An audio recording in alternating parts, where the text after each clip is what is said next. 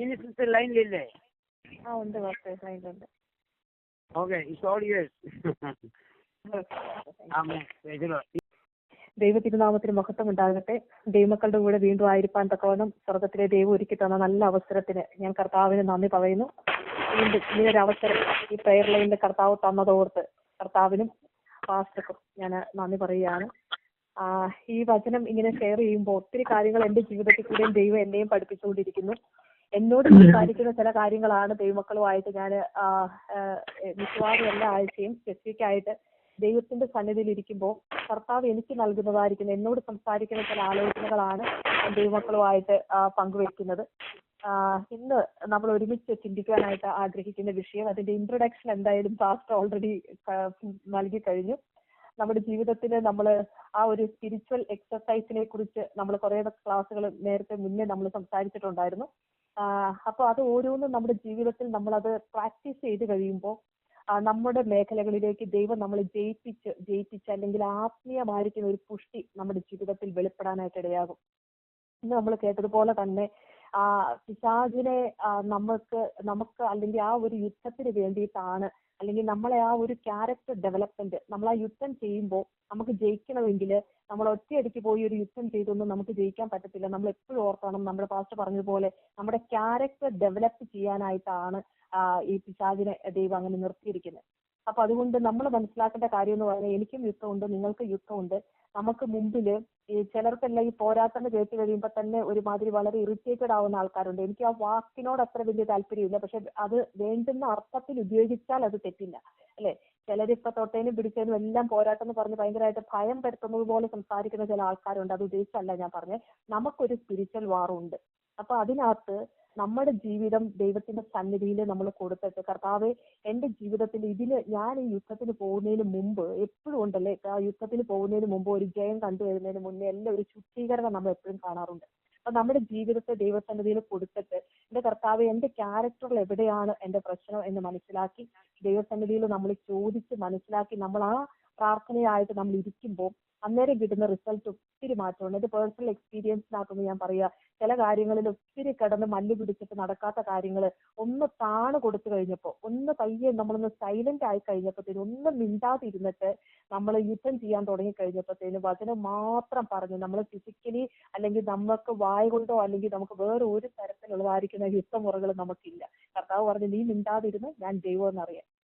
അങ്ങനെ നമ്മൾ ചില സാഹചര്യങ്ങളിൽ നമ്മൾ അങ്ങനെ ചെയ്തു കഴിയുമ്പോൾ അതിശയവും അത്ഭുതമായി പ്രവർത്തിക്കുന്ന ദൈവത്തിന്റെ പ്രവൃത്തി നമ്മുടെ കണ്ണിന്റെ മുമ്പിൽ കാണാനായിട്ട് നമുക്ക് പറ്റും. അതുകൊണ്ട് നമ്മൾ ഈ പരീക്ഷകളിലൂടെ എല്ലാം കടന്നു പോകുമ്പോൾ അതിന്റെ പിന്നിലെല്ലാം ദൈവിക ഉദ്ദേശം എന്ന് പറയുന്നത് കർത്താവിന്റെ മഹത്വം വെളിപ്പെടാനും നമ്മുടെ സ്വഭാവം അതിനകത്ത് ആ ഒരു ഡെവലപ്മെന്റ് അത് വളർന്നു വരണം. അത് ക്രിസ്തു എന്ന തലയോളം വേണം അത് വളരെ. ആ ആശയമാണ് ഇന്ന് ഞാൻ പറയാനായിട്ട് ആഗ്രഹിക്കുന്നത്, ക്രിസ്തു എന്ന തലയോളം വളരുക. അപ്പോ അതിന്റെ ആമുഖം അതാ ഞാൻ പറഞ്ഞ പാസ്റ്റർ ഓൾറെഡി പറഞ്ഞു കഴിഞ്ഞു, അല്ലെ? അപ്പോ ഇന്ന് നമ്മൾ ചിന്തിക്കുവാനായിട്ട് ആഗ്രഹിക്കുന്ന കാര്യം നമ്മുടെ ജീവിതത്തിലെ ആത്മീയമായിരിക്കുന്ന പക്വത, അതൊരു സ്പിരിച്വൽ മെച്യൂരിറ്റി. എനിക്കറിയാം ഞാനിത് പറയുന്ന സ്ഥലം പ്രയർ ലൈൻ ആണ്. അതും ഏറ്റവും അധികമായിട്ട് പകല് ദൈവത്തിന്റെ സന്നിധിയിൽ പ്രാർത്ഥിക്കുകയും സമർപ്പണം ഉള്ളതുമായിരിക്കുന്ന ദൈവത്തിന്റെ മുമ്പിലാണ് ഞാൻ ഈ കാര്യം സംസാരിക്കുന്നത് എനിക്ക് വ്യക്തമായിട്ട് അറിയാം. പക്ഷെ നമ്മൾ വചനത്തിൽ കൂടെ എല്ലാം നമ്മൾ കഴിയുമ്പോഴത്തേനും പൗലോസ് അപ്പോസ്തലൻ ലേഖനം എഴുതുമ്പോൾ എല്ലാം ഈ സഭകൾക്കെല്ലാം എഴുതുമ്പോൾ ഈ ആത്മീയമായിട്ട് നമ്മൾ വളരണം. അതല്ല എങ്കിൽ അതൊരു മെച്യൂരിറ്റി നമ്മുടെ ജീവിതത്തിൽ ഉണ്ടോ, ഒരു സ്പിരിച്വൽ മെച്യൂരിറ്റി നമ്മുടെ ജീവിതത്തിൽ ഉണ്ടോ, ഇന്നും ശിശുവായിട്ടാണോ ഇരിക്കുന്നത്, ഇങ്ങനെയുള്ള കുറെ കാര്യങ്ങൾ ഈ ലേഖനങ്ങളിൽ നമുക്ക് ഒത്തിരി കാണാനായിട്ട് പറ്റും. അപ്പോൾ ഈ കൊരിന്ത്യ ലേഖനമൊക്കെ എന്ന് പറയുമ്പോൾ നമുക്കറിയാം കൃപാവരങ്ങളിൽ ഒരു കുറവുമില്ലാതിരുന്ന സഭയാണ്. പക്ഷെ എന്നാലും അവിടെ എഴുതുമ്പോഴും ആ ലേഖനം അവിടെ എഴുതുമ്പോഴും എല്ലാം ഈ ശിശുക്കളുടെ അവസ്ഥയെക്കുറിച്ച് നിങ്ങൾ ഇപ്പോഴും ശിശുക്കളാണെന്ന് പറയുന്നതായിരിക്കുന്ന ചില ഭാഗങ്ങളുണ്ട്. അപ്പൊ അതുകൊണ്ട് നമുക്ക് ഒരു പ്രാവശ്യം കൂടെ നമുക്ക് ഈ വചനത്തിന്റെ മുമ്പിൽ നമുക്ക് നമ്മളെ തന്നെ ഒന്ന് എക്സാമിൻ ചെയ്യാം. നമ്മൾ കഴിഞ്ഞ ദിവസങ്ങളെല്ലാം പഠിച്ചു വരുന്ന കാര്യങ്ങൾ അങ്ങോട്ടും ഇങ്ങോട്ടും ഒക്കെ കണക്റ്റഡ് ആണ്. പക്ഷെ ഓരോന്നും ഓരോ ടോപ്പിക്കിലേക്ക് വരുമ്പോൾ അതിൻ്റെതായിരിക്കുന്ന വ്യത്യാസങ്ങളുണ്ട്. നമ്മൾ കഴിഞ്ഞ ആഴ്ചകളിലൊക്കെ നമ്മൾ ചിന്തിച്ച വിഷയങ്ങളുമായിട്ട് കഴിഞ്ഞ ആഴ്ച നമ്മൾ ചിന്തിച്ച വിഷയമായിരുന്നു വാക്തത്വം ലഭിക്കണമെങ്കിൽ നമുക്ക് എന്തൊക്കെ നമ്മൾ ചെയ്തുകൊണ്ടിരിക്കണം. അപ്പൊ അതിന് മുന്നേ നമ്മൾ ചിന്തിച്ചു ദൈവഭയം നമ്മുടെ ജീവിതത്തിൽ വളരെ എസെൻഷ്യൽ ആയിട്ട് നമ്മളത് എപ്പോഴും കീപ്പപ്പ് ചെയ്യേണ്ടതായിരിക്കുന്ന ഒരു കാര്യമാണ്. ദൈവത്തെ ഭയപ്പെടുക. ദൈവമായിട്ടുള്ള ഒരു റിലേഷൻഷിപ്പ് മാത്രമല്ല ദൈവം ആഗ്രഹിക്കുന്നത്, ദൈവത്തിന് കൊടുക്കേണ്ടുന്ന മഹത്വം നമ്മൾ കൊടുക്കണം. ആ ബന്ധം അത് ഉണ്ട്, പക്ഷെ ആ കൊടുക്കേണ്ടുന്ന മഹത്വം നമ്മൾ ദൈവത്തിന് കൊടുക്കണം. ഈ ആശയങ്ങളെല്ലാം നമ്മൾ ചിന്തിച്ചു വരുവാണ്. ഇന്നിപ്പോ ഇതിന്റെ ഒരു ആകത്തുക എന്ന് പറയുന്നത് പോലെ ഒരു ആത്മീയ പക്വത എന്നുള്ളതായിരിക്കുന്ന ഒരു വിഷയത്തെ ആധാരമാക്കിക്കൊണ്ട് ചില കാര്യങ്ങൾ ദൈവമക്കളുമായിട്ട് പങ്കുവെക്കുവാൻ ഞാൻ ഇന്ന് കർത്താവിൽ ശരണപ്പെടുന്നു. കർത്താവ് നൽകി തന്നതായിരിക്കുന്ന ചില ദൈവസന്നിധിയിൽ ഇരുന്നപ്പോൾ എന്റെ മനസ്സിലേക്ക് തന്ന ചില പോയിന്റ്സുകൾ, ഈ ആത്മീയ പക്വത എന്ന് പറയുമ്പോൾ, അല്ലെങ്കിൽ നമുക്കറിയാം വചനത്തിൽ കൂടെ നോക്കിക്കഴിയുമ്പോൾ ഒത്തിരി വചനങ്ങൾ അവിടെ ഇവിടെയായിട്ട് ഇഷ്ടംപോലെ വചനങ്ങൾ അത് റിലേറ്റഡ് ആയിട്ടുള്ള കാര്യങ്ങളുണ്ട്.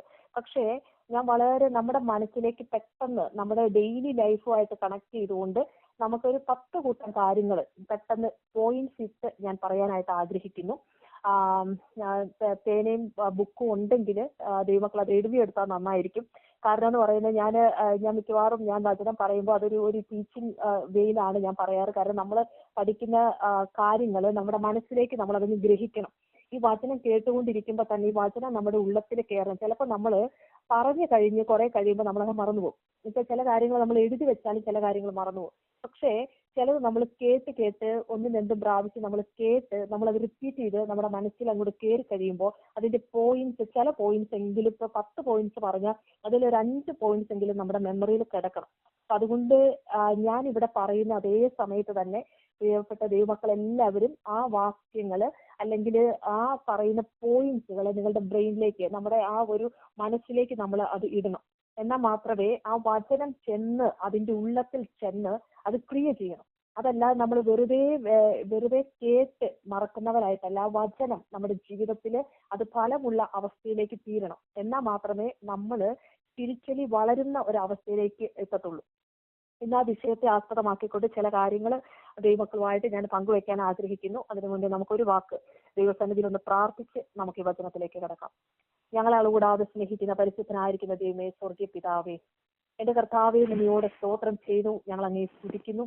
അങ്ങയുടെ തിരുനാമത്തിന് കർത്താവെ ഞങ്ങൾ സകല മഹത്വവും ഞങ്ങൾ അർപ്പിക്കുന്നു. അങ്ങ് മാത്രം യോഗ്യനായിരിക്കുന്ന ദൈവമാണ്. അറക്കപ്പെട്ട കുഞ്ഞാടെ അവിടുന്ന് യോഗ്യൻ. ഹല്ലേലൂയ, അവിടുന്ന് മാത്രം യോഗ്യൻ കർത്താവെ. സകല സ്തുതിയും സ്തോത്ര ബഹുമാനവും പുകഴ്ചയും ആരാധനയും സ്വീകരിപ്പാൻ അറക്കപ്പെട്ട കുഞ്ഞാടെ അവിടുന്ന് മാത്രം യോഗ്യൻ കർത്താവെ.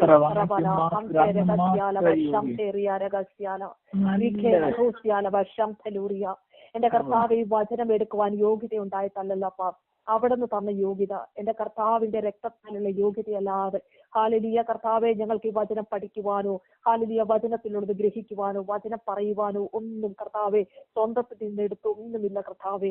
അവിടുന്ന് നൽകാത്തതായിട്ട് ഒന്നുമില്ല. എന്റെ കർത്താവിന്റെ സന്നിധിയിൽ പൂർണ്ണമായി സമർപ്പിക്കുന്നു. വചനം സംസാരിക്കുമ്പോൾ അതിന്റെ നാവിനെയും കേൾക്കുന്ന ഓരോ ഹൃദയങ്ങളെയും എന്റെ കർത്താവ് ഒരുക്കിക്കൊണ്ടിരിക്കണമേ. ഹല്ലേലൂയ കർത്താവെ, നല്ല നനവുള്ള കർത്താവെ ഒരു അനുഭവം, ആ നനവുള്ള മണ്ണിന്റെ അനുഭവം പോലെ എന്റെ കർത്താവെ ഹൃദയങ്ങൾ എന്റെ കർത്താവെ ഹല്ലേലൂയ പ്രാർത്ഥനയാലും സ്തുതിയാലും എന്റെ കർത്താവെ ആ നനവ് വ്യാപരിച്ചു കൊണ്ടിരിക്കട്ടെ കർത്താവെ. അതിന്റെ ജീവിതത്തിലും കർത്താവ് അങ്ങനെ തന്നെ സംഭവിക്കട്ടെ കർത്താവെ. ഈ വചനത്തിന്റെ ശക്തി കർത്താവെ ഹല്ലേലൂയ ഓരോ ഹൃദയങ്ങളിലെ ആഴങ്ങളിലേക്ക് ഇറങ്ങണം കർത്താവെ. അത് കർത്താവെ 100 മേനിയായിട്ട് അത് ഫലം കായ്ക്കണം കർത്താവെ.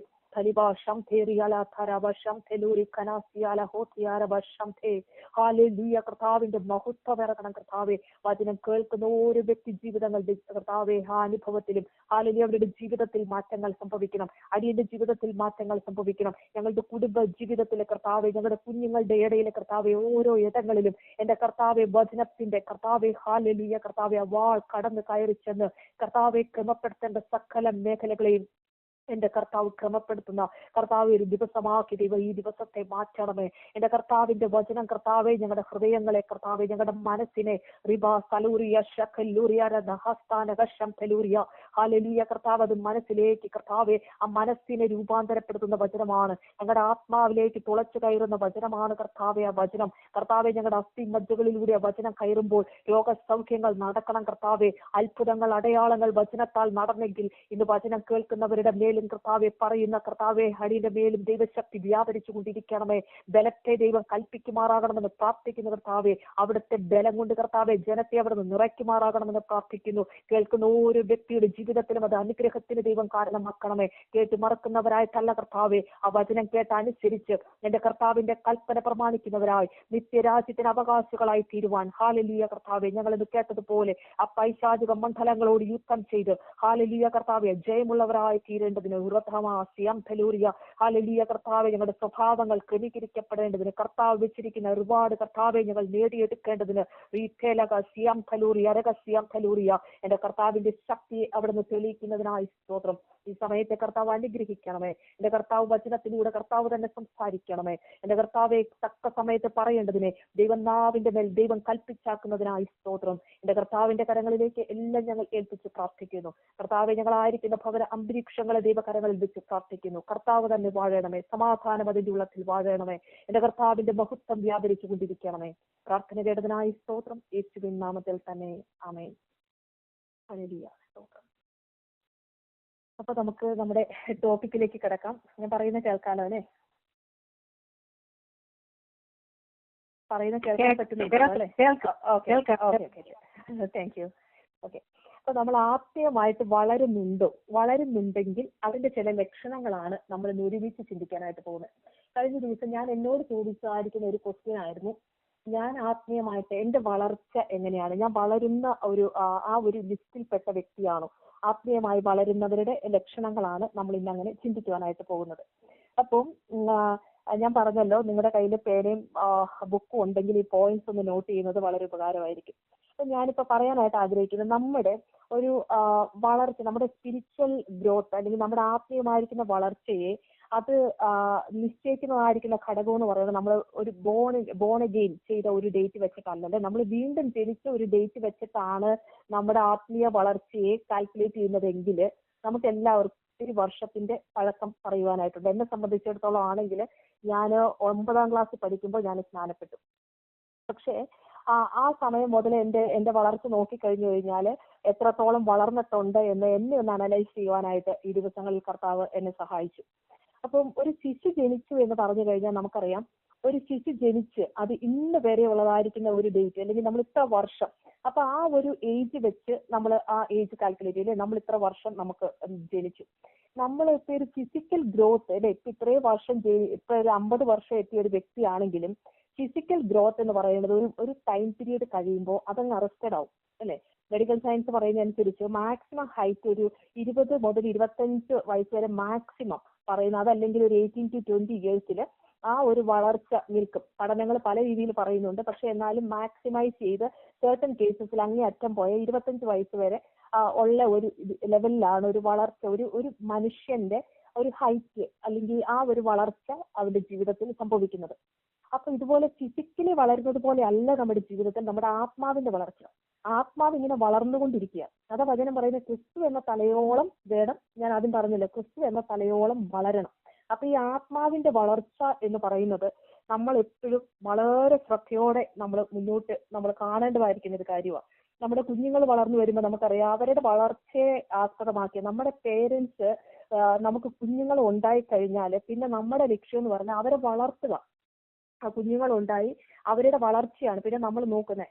ആ വളർച്ചയില് അവർക്ക് വേണ്ടുന്ന വളരാനായിട്ടുള്ളതായിരിക്കുന്ന സകല കാര്യങ്ങളും നമ്മൾ പ്രൊവൈഡ് ചെയ്യും അല്ലെ. നമ്മളൊരു പേരന്റ് ആവുമ്പോൾ നമുക്കറിയാം, ഒരു കുഞ്ഞുണ്ടായി കഴിഞ്ഞു കഴിഞ്ഞാൽ ആ വളർച്ചയ്ക്ക് വേണ്ടിയിട്ട് സകല കാര്യങ്ങളും നമ്മൾ പ്രൊവൈഡ് ചെയ്യും. നമ്മുടെ ഉദ്ദേശം എന്ന് വെച്ച് കഴിഞ്ഞാല് ഈ കുഞ്ഞ് വളരണം അല്ലെ, ഈ കുഞ്ഞ് വളരണം, ആ കുഞ്ഞ് വലുതാവണം, വലുതായി കഴിഞ്ഞ് നമ്മുടെ ഇഷ്ടം ചെയ്യണം.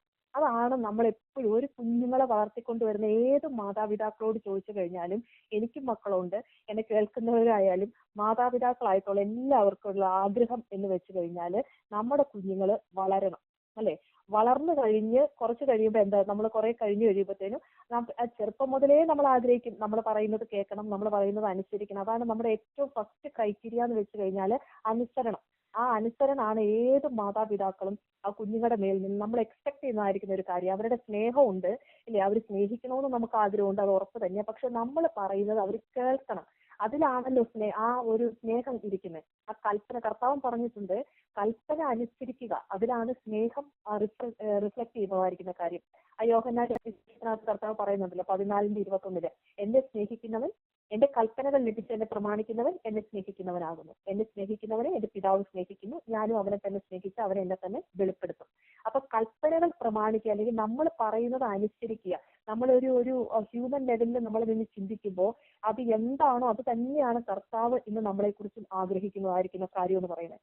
ഒരു പേരന്റ് ആയിരിക്കുന്ന നമ്മുടെ ജീവിതത്തില്, മാതാപിതാക്കളായിരിക്കുന്ന നമ്മളുടെ ജീവിതത്തിൽ ഒരു കുഞ്ഞിന്റെ വളർച്ച കാണാൻ ആഗ്രഹിക്കുന്നത് പോലെ, നമ്മുടെ ഇഷ്ടം അവർ ചെയ്യണം എന്ന് നമ്മൾ ആഗ്രഹിക്കുന്നത് പോലെ, നമ്മളെ അനുസരിക്കണം എന്ന് ആഗ്രഹിക്കുന്നത് പോലെ കർത്താവ് അതേപോലെ തന്നെ നമ്മളെ കുറിച്ചും ദൈവം അത് തന്നെ ആഗ്രഹിച്ചുകൊണ്ടിരിക്കുക. അല്ലെ, നമുക്ക് അവർക്ക് ആവശ്യമുള്ളതെല്ലാം നമ്മൾ കൊടുക്കുന്നത് പോലെ കർത്താവ് നമ്മളെ ഒത്തിരി വേണ്ടതെല്ലാം ദൈവം നമുക്ക് തന്നിട്ടുണ്ട്. നമ്മൾ നോക്കിക്കേ, പരിശുദ്ധാത്മാവിനെ നമുക്ക് തന്നിട്ടുണ്ട്. പാപം ചെയ്യുമ്പോൾ കർത്താവ് എന്ത് ചെയ്യുക, നമുക്ക് വേണ്ടി മധ്യസ്ഥയാണൊക്കെയാ ദൈവം. നമ്മളെ ഉപദേശിച്ച് നടക്കേണ്ടുന്ന വഴി ദൈവം കാണിച്ചു തരുന്നുണ്ട്, അല്ലേ?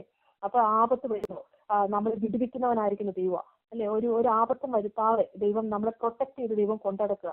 നമ്മളെ ഏറ്റവും ഉപരിയായിട്ട് നമ്മൾ നോക്കിക്കഴിഞ്ഞാൽ കർത്താവ് ഏറ്റവും സ്നേഹിച്ചാണ് നമ്മളെ കൊണ്ടുനടക്കുന്നത്. നമ്മൾ പ്രാർത്ഥിക്കുമ്പോൾ ഒക്കെ ദൈവം നമ്മുടെ പ്രാർത്ഥന കേൾക്കുന്ന ദൈവം, അല്ലേ? വചനം പറയുന്ന പോലെ പ്രവർത്തികൾ കൊണ്ട് ദൈവം തന്റെ പ്രവർത്തികൾ കൊണ്ട് നമ്മെ സന്തോഷിപ്പിക്കുന്ന ദൈവം. പിശാചിന്റെ കയ്യിൽ അകപ്പെടാത്ത വിധം, ദുഷ്ടന്റെ കയ്യിൽ അകപ്പെടാത്ത വിധം ദൈവം നമ്മളെ സൂക്ഷിക്കുക. ഇങ്ങനെ ദൈവം എല്ലാ തരത്തിലുള്ളതായിരിക്കുന്ന പ്രൊവിഷൻസും ഈ വചനത്തിൽ കൂടെ, അല്ലെങ്കിൽ നമ്മുടെ ഡെയിലി ലൈഫിൽ ദൈവം നമുക്ക് തന്നിട്ടുണ്ട്. കർത്താവ് ആഗ്രഹിക്കുന്ന ഒരു ഒറ്റ കാര്യം എന്ന് വെച്ച് കഴിഞ്ഞാല്, നമ്മൾ ആത്മീയമായിട്ട് വളരണം. നമുക്ക് എത്ര കൃപാവരങ്ങളുണ്ട്, അല്ലെങ്കിൽ എത്ര കൃപാവരങ്ങൾ നമ്മൾ ഹാൻഡിൽ ചെയ്യുന്നു ഇതൊക്കെ ഒരിക്കലും ഒരു സ്പിരിച്വൽ ഗ്രോത്ത്, അല്ലെങ്കിൽ ഒരു വ്യക്തി ആത്മീയമായി വളർന്നിട്ടുണ്ട്, അവന് ഇത്ര കൃപാവരങ്ങളുണ്ട്, അവൻ വെളിപ്പാട് കാണുന്നുണ്ട്, അവൻ ദർശനം കാണുന്നത് ഇതിന്റെ ഭാഗം തന്നെയാണ്. ഇതില് അത് നമ്മൾ വചനം പഠിക്കുമ്പോൾ നമുക്ക് വ്യക്തമായി മനസ്സിലാക്കാൻ പറ്റും. ഇതൊന്നും അല്ല, സ്പിരിച്വൽ ഗ്രോത്തിന്റെ ഭാഗങ്ങളാണ്, ഇതൊക്കെയാണ്. പക്ഷേ വളരുന്നവന്റെ ലക്ഷണങ്ങൾ ഇതൊന്നും അല്ല. ഇതൊക്കെ അതിന്റെ ഭാഗങ്ങളായിട്ടുണ്ട്, പക്ഷെ വളരുന്നവന്റെ ലക്ഷണങ്ങളാണ് നമ്മൾ ഇന്ന് ചിന്തിക്കുവാനായിട്ട് പോകുന്നത്. അപ്പോ നമ്മൾ ആഗ്രഹിക്കുന്ന കാര്യം എന്ന് വെച്ച് കഴിഞ്ഞാല്, നമ്മുടെ ആ ഒരു ഫിസിക്കൽ ബോഡി, അത് നമ്മൾ എപ്പോഴും ചിന്തിക്കാറുള്ള ഒരു വിഷയമാണ്. ആ ഫിസിക്കൽ ബോഡി വളരുന്നത് പോലെ തന്നെ നമ്മുടെ മനസ്സിന്, അല്ലെങ്കിൽ നമ്മുടെ ആത്മാവിന് ഒരു വളർച്ച ആവശ്യമാണ്, അല്ലേ? മനസ്സിന് ഒരു വളർച്ച വേണമെങ്കിൽ നമ്മൾ ആദ്യം എടുക്കേണ്ട ചില കാര്യങ്ങൾ, ചില തീരുമാനങ്ങൾ, ചില കമ്മിറ്റ്മെന്റ്സ്, അത് എടുക്കുന്നത് നമ്മുടെ മനസ്സിലാണ്. ചില കമ്മിറ്റ്മെന്റ്സ് നമ്മൾ എടുക്കുന്നത്. ഒരു തീരുമാനം എടുത്ത് ആ തീരുമാനത്തിൽ ഉറച്ചു നിന്ന് അതിനകത്ത് നമ്മൾ മുന്നോട്ട് പോകുമ്പോഴാണ് ഒരു വളർച്ച നമുക്ക് സാധ്യമാവുന്നത്. നമ്മളിപ്പോ ഒരു ശരീരത്തിന്റെ വളർച്ച, ഒരു ഫുഡ് കഴിച്ച് നമ്മൾ വളരുന്നത് പോലെ തന്നെ ദൈവവചനം കഴിച്ച് നമ്മൾ ഫിസിക്കലി, നമ്മൾ സ്പിരിച്വലി നമ്മൾ വളരുക, അല്ലെ? ആ ശിഷ്യത്വം എന്ന് പറയുമ്പോൾ തന്നെ നമുക്കറിയാം, യേശുവിനെ പോലെ അല്ലെങ്കിൽ ഗുരുവിനെ പോലെ ആയിത്തീരണം. നമ്മൾ കർത്താവിന്റെ ശിഷ്യരാണെങ്കിൽ നമ്മൾ ഫോളോ ചെയ്യുന്ന കർത്താവിനെ പോലെ ആയിത്തീരാനായിട്ടാണ് ദൈവം നമ്മളെ കുറിച്ച് ആഗ്രഹിക്കുന്നത്. ഞാൻ ഈ വചനങ്ങൾ ദൈവമക്കളൊക്കെ ആയിട്ട് ഷെയർ ചെയ്യുന്നത് വളരെ ഭയത്തോടു കൂടിയാണ്. കാരണം എന്താണെന്ന് വെച്ച് കഴിഞ്ഞാൽ, ഈ വചനത്തിന്റെ ആഴങ്ങൾ നമ്മൾ പഠിക്കുമ്പോൾ നമ്മൾ എവിടെയാണ് നിൽക്കുന്നതെന്നും നമ്മൾ എന്തായി തീരണമെന്നും എല്ലാം ദൈവം നമ്മളെ കുറിച്ച് ആഗ്രഹിക്കുന്നുണ്ട്. എല്ലാം ഒരു ചെറുത് മുതൽ വലുത് വരെ എല്ലാ കാര്യങ്ങളിലും നമ്മൾ വളരെ വിശ്വസ്തരായിട്ട് ഈ ദിവസങ്ങളിൽ മുന്നോട്ട് പോകുവാൻ എന്നെയും നിങ്ങളെയും ദൈവം സഹായിക്കട്ടെ. ഈ പറയുന്ന ഓരോ വചനത്തിന്റെ മുമ്പിൽ ഞാൻ എന്നെ കൂടെ സമർപ്പിക്കും. ഇതെല്ലാം ആയിട്ടൊന്നുമല്ല, ഇതാവാനുള്ള കൊതി കൊണ്ടാണ് ദൈവമക്കളായിട്ട് ഈ വിഷയങ്ങൾ ഞാൻ ഷെയർ ചെയ്യാനായിട്ട് ആഗ്രഹിക്കുന്നത്. വചനത്തിന്റെ മുമ്പിൽ ഒരുമിച്ച് നമുക്ക് നമ്മളെ തന്നെ സമർപ്പിച്ചുകൊണ്ടിരിക്കാം. നമ്മൾ എടുക്കുന്നതായിരിക്കുന്ന ചില സമർപ്പണങ്ങളിൽ നിലനിൽക്കാൻ, അല്ലെ? നമ്മൾ ആ വിശ്വാസത്തിൽ നിലനിൽക്കാൻ നമ്മൾ പ്രാർത്ഥിച്ചുകൊണ്ടിരിക്കണം. പാസ്റ്റർ രാവിലെ പറഞ്ഞ കാര്യമായിരുന്നു, നമ്മൾ വിശ്വാസത്തിൽ നിലനിൽക്കണം. അതിനായിട്ട് നമ്മൾ ആ വിശ്വാസത്തിനായിട്ട് നമ്മൾ പോരാട്ടം കഴിക്കണം, നമ്മൾ പ്രാർത്ഥിച്ചുകൊണ്ടിരിക്കണം, അല്ലെ? എന്റെ ഭാവം എപ്പോൾ ക്രിസ്തുവിന്റെ ഭാവമായിട്ട്, ആ സ്വഭാവവുമായിട്ട് എത്തുമ്പോഴാണ് അതിനൊരു വളർച്ച ഉണ്ട് എന്ന് പറയാനായിട്ട് പറ്റത്തുള്ളൂ. ഇപ്പൊ നമ്മളെ സംബന്ധിച്ചിടത്തോളം നമ്മൾ വളർന്നുകൊണ്ടിരിക്കുക, അല്ലെ? ക്രിസ്തു എന്ന തലയോളം വളരുവാൻ ഇടയാകും, അത് ഇടയാകുക. ഇപ്പൊ നമ്മൾ എന്ത് സംഭവിക്കുക, ക്രിസ്തു എന്ന തലയോളം നമ്മൾ വളർന്നിട്ടുണ്ടോ, അല്ലെ? അത് വളരുവാനായിട്ട് ഇടയാകും. അപ്പൊ നമ്മള് ഇങ്ങനെ ആ ഒരു പാത്തില, നമ്മളിപ്പോ ആ ഒരു വഴിക്ക് നമ്മൾ പോയിക്കൊണ്ടിരിക്കുക. അപ്പൊ ആ ക്രിസ്തു എന്ന തലയോളം വളരുവാൻ നമ്മൾ അങ്ങനെ വളരുവാനായിട്ട് ഇടയായിത്തീരണം. അപ്പൊ നമ്മൾ എപ്പോഴും ചിന്തിക്കേണ്ട ഒരു കാര്യം എന്ന് വെച്ച് കഴിഞ്ഞാല്, നമ്മൾ ഈ ദൈവിക വാക്തത്വങ്ങൾ നമ്മൾ എപ്പോഴും ക്ലെയിം ചെയ്യും, അല്ലെ? ദൈവിക വാക്തത്വങ്ങൾ നമ്മൾ ക്ലെയിം ചെയ്ത് നമ്മുടെ പ്രാർത്ഥനയിൽ എപ്പോഴും ക്ലെയിം ചെയ്ത്, ഞാൻ എന്റെ പേഴ്സണൽ കാര്യമാണ് ഞാൻ പറയുന്നത്, വാക്തത്വങ്ങൾ എപ്പോഴും പ്രാർത്ഥനയിൽ ക്ലെയിം ചെയ്യാറുണ്ട്. കർത്താവ് ഇന്ന കാര്യങ്ങൾ, എന്റെ മക്കളെ യഹോവയാൽ ഉപദേശിക്കപ്പെട്ടവർ, അവരുടെ സമാധാനം വലിയതുമായിരിക്കും. അത് ശരി തന്നെ. അപ്പൊ നമ്മൾ അതിന് ക്ലെയിം ചെയ്തു, അതങ്ങനെ തന്നെ സംഭവിക്കും. പക്ഷേ ചില ചില കാര്യങ്ങൾ, ചില കൽപ്പനകൾ കൂടെ നമ്മൾ നമ്മുടെ ശരീരത്തോട്, അല്ലെങ്കിൽ ഞാനാകുന്ന എൻ്റെ വ്യക്തിയോട്, അതായത് നമ്മുടെ ശരീരം എന്ന് പറയുന്നത് നമ്മുടെ ഉള്ളിലുള്ളതായിരിക്കുന്ന ഒരു ഇന്നർ മാൻ അല്ലേ, നമ്മുടെ ആത്മാവ്, അതിനാണ് വളർച്ച വേണ്ടത്. നമ്മുടെ ഈ ഫിസിക്കൽ കാര്യം ഞാൻ കഴിഞ്ഞ എപ്പോഴും പറയാറുണ്ട്, ഇതൊരു ചട്ടക്കൂട് മാത്രം, ഇതങ്ങ് പോകുന്ന ഒന്ന്. നമ്മുടെ ഉള്ളിലുള്ളതായിരിക്കുന്ന ഒരു മനുഷ്യനായിരിക്കണം നമ്മുടെ ദർശനം. ആ നമ്മുടെ ദർശനം, ആ ഇന്നർ മാൻ എന്നുള്ളതായിരിക്കുന്ന ഒരു ദർശനത്തിലാണ് നമ്മൾ മൂവ് ചെയ്യുന്നതെങ്കിൽ എവറി മൊമെന്റ് നമ്മൾ എപ്പോഴും നമ്മുടെ മനസ്സിൽ ആ മനുഷ്യനെ കുറിച്ച് നമ്മൾ ചിന്തിച്ചുകൊണ്ടിരിക്കും അല്ലെ. നമ്മുടെ ഫിസിക്കൽ അപ്പിയറൻസിന് ഇമ്പോർട്ടൻസ് കൊടുക്കുന്ന ഒരു വ്യക്തിയെ സംബന്ധിച്ചിടത്തോളം അവന്റെ ചിന്ത മുഴുവൻ ആ ഒരു അപ്പിയറൻസ്, എങ്ങനെ ഇത് ചെയ്യാം അത് ചെയ്യാം, ആ ഒരു ചിന്തയെ കൂടി ആയിരിക്കും മുന്നോട്ട് പോകുന്നത്. പക്ഷേ നമ്മുടെ ഉള്ളിലുള്ളതായിരിക്കുന്ന ഒരു ആത്മീക മനുഷ്യനെ ആ ഇമ്പോർട്ടൻസ് കൊടുക്കുന്ന ഒരു വ്യക്തി എപ്പോഴും ചിന്തിക്കുന്നത്, എന്റെ ഉള്ളിലുള്ളതായിരിക്കുന്ന ഞാൻ എന്ന വ്യക്തിയെ എങ്ങനെ എനിക്ക് ദൈവത്തിന് പ്രസാദമുള്ള ഒന്നാക്കി ദൈവത്തിന്റെ മുമ്പിൽ വെക്കാം, ദൈവം എന്ത് ചെയ്താൽ എന്നിൽ പ്രസാദിക്കും. ഇത് തന്നെയായിരിക്കണം നമ്മൾ എപ്പോഴും നമ്മുടെ ചിന്തയായിരിക്കേണ്ടത്. ഇങ്ങനെ ദൈവത്തെ പ്രസാദിപ്പിക്കുവാൻ വേണ്ടി, കാരണം ഭക്തന്റെ ആഗ്രഹം എന്ന് പറയുന്നത് ആ ഒരു ആഗ്രഹം അത് തന്നെയായിരിക്കണം. എങ്ങനെ എന്റെ ദൈവത്തെ പ്രസാദിപ്പിച്ച് ഭക്തിയിൽ ഭയത്തോടെ നമുക്ക് ഈ ഭൂമിയിൽ ജീവിക്കുവാനായിട്ട് സാധിക്കും. അപ്പൊ അതുകൊണ്ട് നമ്മൾ ഈ വാക്തത്വം ക്ലെയിം ചെയ്യുന്നതിനോടൊപ്പം തന്നെ നമ്മൾ ചില കൽപ്പനകൾ കൂടെ നമ്മളോട് സംസാരിച്ചുകൊണ്ടിരിക്കണം അല്ലെ. നമ്മുടെ ജീവിതത്തിൽ ഏത് മേഖലയിലാ കുറവുള്ളതെന്ന് വെച്ച് കഴിഞ്ഞാൽ ആ മേഖലയിലുള്ള 2-3 വചനങ്ങൾ എഴുതി വെച്ച് നമ്മളോട് തന്നെ അങ്ങോട്ട് പറഞ്ഞുകൊണ്ടിരിക്കണം. ആ വചനം ഉറപ്പായിട്ടും റിസൾട്ട് ചെയ്യുന്നത്, ആ തരുന്ന റിസൾട്ട് നമുക്ക് അനുഭവത്തിൽ കൂടെ കാണാൻ പറ്റും. ഇപ്പൊ കോപത്തിനായി ആണ് എന്റെ പ്രശ്നം എനിക്ക് ഉള്ളതെങ്കിൽ ഞാൻ എന്ത് ചെയ്തോണം, ആ കോപത്തെ ഞാൻ ആ കർത്താവ് വചനം പറഞ്ഞ് അല്ലെ, നമ്മുടെ ജീവിതത്തിൽ ഏത് മേഖലയിലാണ് ഇപ്പൊ നമ്മള് ഇപ്പൊ നുണ പറയുന്ന ഒരു ക്യാരക്ടർ ഉണ്ടെങ്കിൽ ഇടയ്ക്കെങ്കിലും, എപ്പോഴും അല്ല, ഇടയ്ക്ക് പോലും നുണ പറയുന്നത് നുണ തന്നെയാ. പാവം എപ്പോഴും പാപം തന്നെയാ അല്ലെ. 1 പറഞ്ഞാലും 2 പറഞ്ഞാലും പാപം വന്നിട്ടുണ്ടെങ്കിൽ അത് പാപം തന്നെയാ. അപ്പൊ അതുകൊണ്ട് നമ്മൾ ശ്രദ്ധിക്കേണ്ട കാര്യം എന്ന് വെച്ച് കഴിഞ്ഞാൽ, അപ്പൊ ഈ നുണ പറയരുത് എന്നുള്ളതായിരിക്കുന്ന വചനങ്ങൾ നമ്മളോട് സംസാരിച്ചുകൊണ്ടിരിക്കണം. ഓക്കെ. അപ്പം ഞാൻ പറയാനായിട്ട് ആഗ്രഹിക്കുന്ന എഫേസ്യ ലേഖനം 4-ാം അധ്യായം അതിന്റെ 14-15 വാക്യം, നമുക്ക് അത് മെയിൻ വാക്യം അതാ. ഇന്ന് ആ വാക്യത്തെ ബേസ് ചെയ്തുകൊണ്ടാണ് നമ്മൾ താഴേക്ക് ബാക്കി കാര്യങ്ങൾ നമ്മൾ സംസാരിക്കാനായിട്ട് പോകുന്നത്. എഫേസ്യ ലേഖനം 4-ാം അധ്യായം 14 മുതൽ 15 വരെയുള്ളതായിരിക്കുന്ന വാക്യങ്ങൾ. ആ വാക്യം ഞാൻ വായിക്കാം. അങ്ങനെ നാം ഇനി മനുഷ്യരുടെ ചതിയാലും ഉപായത്താലും തെറ്റിച്ചു കളയുന്ന തന്ത്രങ്ങളിൽ കുടുങ്ങിപ്പോകുവാൻ തക്കവണ്ണം ഉപദേശത്തിന്റെ ഓരോ കാറ്റിനാൽ അഴഞ്ഞുഴലുന്ന ശിശുക്കളായിരിക്കാതെ സ്നേഹത്തിൽ സത്യം സംസാരിച്ചുകൊണ്ട് ക്രിസ്തു എന്ന തലയോളം സകലത്തിലും വളരുവാൻ ഇടയാകും. ഈ വചനത്തിനകത്ത് നമ്മൾ വായിക്കുമ്പോൾ, ഇത് നമ്മളൊരു കീ വാക്യമായിട്ട് നമ്മൾ ഇന്ന് ഈ വാക്യം നമ്മൾ വായിക്കുവാണ്. ഇതിനകത്തൂടെയാണ്, കാരണം നമ്മുടെ വളർച്ച നിൽക്കണമെങ്കിൽ എവിടം വരെ എത്തണം, അതാണ് ഞാൻ എൻ്റെ ഒറ്റ മെയിൻ പോയിന്റ് എന്ന് പറയുന്നത്. ക്രിസ്തു എന്ന തല എന്ന് പറയുന്ന കർത്താവിന്റെ സ്വഭാവത്തോട് എന്റെ സ്വഭാവം റീച്ച് ചെയ്യുന്നതായിരിക്കുന്ന ഒരു അവസ്ഥയിലേക്കാണ് നമ്മൾ മുന്നോട്ട് പോകേണ്ടത്. അപ്പൊ നമ്മൾ നോക്കിക്കോണം, ഞാൻ എവിടെയാണ് ഇപ്പൊ നിൽക്കുന്ന സ്റ്റാൻഡ് എവിടെയാണ് നമുക്ക് മനസ്സിലാവും. നമ്മൾ താഴേക്ക് വീണ്ടും നമ്മൾ വചനം പഠിച്ചു വരുമ്പോൾ നാം എവിടെ നിൽക്കുന്നെന്ന് നമുക്ക് ഒന്നുകൂടെ അനലൈസ് ചെയ്യാനായിട്ട് ചില പോയിന്റ്സ്, അതാ ഞാൻ പറഞ്ഞ ഒരു 10 പോയിന്റ്സ് ഞാൻ പറയും. അപ്പൊ അത് എന്നോടുള്ളതായിരിക്കുന്ന ബന്ധത്തിൽ ഉള്ള ചില പോയിന്റ്സുകളാണ്. ആ പോയിന്റ്സുകൾ നിങ്ങളുടെ ജീവിതത്തിൽ ഉപകാരമാവട്ടെന്ന് ഞാൻ വിശ്വസിക്കുന്നു. അപ്പോൾ ഇവിടെ പറയുന്ന കാര്യം എന്ന് വെച്ച് കഴിഞ്ഞാൽ, സ്നേഹത്തിൽ സത്യം സംസാരിച്ചുകൊണ്ട് ക്രിസ്തു എന്ന തലയോളം സകലത്തിലും വളരുവാനിടയാകും. ഈ സ്നേഹത്തിൽ സത്യം സംസാരിക്കാതെ ഒരിക്കലും നമുക്ക് ഈ തലയോളം വളരുവാനായിട്ട്, ക്രിസ്തുവിന്റെ തലയോളം വളരാൻ പറ്റില്ല. അതുപോലെ തന്നെ മേലെ പറഞ്ഞു, മനുഷ്യരുടെ ചതി, ഉപായം, തെറ്റിച്ചു കളയുന്ന തന്ത്രം, അതിലൊന്നും കുടുങ്ങിപ്പോകുവാൻ തക്കവണ്ണം ഉപദേശത്തിന്റെ ഓരോ കാറ്റിനാൽ അലഞ്ഞുഴലുന്ന ശിശുക്കളായിരിക്കാതെ എന്ന് പറഞ്ഞാൽ, അവിടെ പറയുമ്പോൾ അത് നല്ലതാണെന്നും ഇവിടെ ചിലർ പറയുമ്പോൾ ഇത് നല്ലതാണെന്നും പറഞ്ഞ് നമ്മൾ എന്ത് ചെയ്യും, ഈ ഉപദേശം എന്ന് പറഞ്ഞൊന്നും നമ്മൾ അങ്ങോട്ടും ഇങ്ങോട്ടും ഓടിയൊന്നും നടക്കരുത്. നമ്മൾ നിൽക്കുന്നിടത്ത് അല്ലെ, നമുക്കറിയാം ഉപദേശം എന്താണെന്നും സത്യ ഉപദേശം എന്താണെന്നും വചനം പറയുന്ന ഉപദേശം എന്താണെന്നും അറിഞ്ഞിരിക്കെ അങ്ങോട്ടും ഇങ്ങോട്ടും ഒന്നും ഓടി നടക്കാതെ നമ്മൾ എന്ത് ചെയ്തോണം, സ്നേഹത്തിൽ സത്യം സംസാരിച്ചുകൊണ്ട്. എന്റെ ജീവിതത്തിൽ ഒത്തിരി മാറ്റം വരുത്തിയ ഒരൊറ്റ 15-ാമത്തെ വാക്യം, സ്നേഹത്തിൽ സത്യം സംസാരിച്ചുകൊണ്ട് ക്രിസ്തു എന്ന തലയോളം സകലത്തിലും വളരാനിടയാകും. ഈ കാര്യങ്ങൾ ഞാൻ പറഞ്ഞല്ലോ മുന്നേ, ചില കൽപ്പനകൾ നമ്മളോട് തന്നെ നമ്മൾ പറഞ്ഞുകൊണ്ടിരിക്കണം. സ്നേഹത്തിൽ സത്യം സംസാരിക്കും. അപ്പൊ ഇതിനകത്ത് സ്നേഹവും വന്നു, സത്യവും വന്നു. അപ്പോൾ സ്നേഹവും വേണം, സത്യവും വേണം. ഇത് രണ്ട് സത്യം മാത്രമേ, നമ്മളൊരു കാര്യം സംസാരിച്ചിട്ടുണ്ടെങ്കിൽ അതിനകത്ത് ഒരിക്കൽ പോലും കർത്താവ് പറഞ്ഞല്ലോ, ഉവ്വ് എന്ന് പറഞ്ഞാൽ അത് ഉവ്വ്, ഇല്ല എന്ന് പറഞ്ഞാൽ ഇല്ല. അതിലധികമായതൊക്കെ വരുന്നുണ്ടെങ്കിൽ അത് ദുഷ്ടനിന്ന് വരുന്ന കാര്യങ്ങളാണ്. അപ്പൊ അതുകൊണ്ട് ഒന്നും നമുക്ക് എക്സാജറേറ്റ് ചെയ്ത് പറയാനോ അതിനകത്ത് കുറച്ചൊന്ന് ആഡപ്പ് ചെയ്ത് എന്തെങ്കിലും ഒരു കാര്യങ്ങൾ സംസാരിക്കാനോ ഒന്നും നമുക്ക് അനുവാദമില്ല അല്ലേ. അപ്പൊ അതുകൊണ്ട് നമ്മുടെ സംസാരം എപ്പോഴും വളരെ അതിനെക്കുറിച്ച് നമ്മൾ ഒത്തിരി കേട്ട് കഴിഞ്ഞു. നാവിനെ കുറിച്ച് ഇനി നമുക്ക് കേൾക്കാനേ ഇല്ല. നമ്മൾ ഇഷ്ടം പോലെ പ്രാവശ്യം ആ വചനങ്ങളിലൂടെ കഴിഞ്ഞ ആഴ്ച മൊത്തം എനിക്ക് തോന്നുന്നു നാവിനെ കുറിച്ച് എല്ലാം ഒത്തിരി കാര്യങ്ങൾ നമ്മൾ വചനത്തിൽ കൂടെ കേൾക്കുകയുണ്ടായി. അപ്പം ഒന്ന് സ്നേഹത്തിൽ വേണം നമ്മൾ സംസാരിക്കാൻ. നമ്മൾ സത്യം മാത്രമേ സംസാരിക്കാവുള്ളൂ. ഈ കാര്യം നമ്മൾ തലയിൽ നമ്മളോട് തന്നെ കൈവച്ച് നമ്മളങ്ങോട്ട് പറഞ്ഞു, സ്നേഹത്തിൽ സത്യം സംസാരിപ്പിൻ. എന്റെ പേര് വിളിച്ചിട്ട് ഞാൻ പറയണം, ഞാൻ എന്ന വ്യക്തിയോട് ഞാൻ പറയുന്നു, നീ സ്നേഹത്തിൽ സത്യം സംസാരിച്ചുകൊള്ളണം. അപ്പൊ ചില കാര്യങ്ങൾ നമ്മളങ്ങോട്ട് കമാൻഡ് കൊടുത്തോണം നമ്മുടെ ജീവിതത്തിലേക്ക്. എന്നാൽ മാത്രമേ ഇതെല്ലാം ചില എക്സസൈസ് നമ്മളതിന് പ്രാക്ടീസ് ചെയ്യുമ്പോഴത്തേനും നമ്മുടെ ജീവിതത്തിൽ ചില മാറ്റങ്ങളെ ദൈവം നമുക്ക് തരും.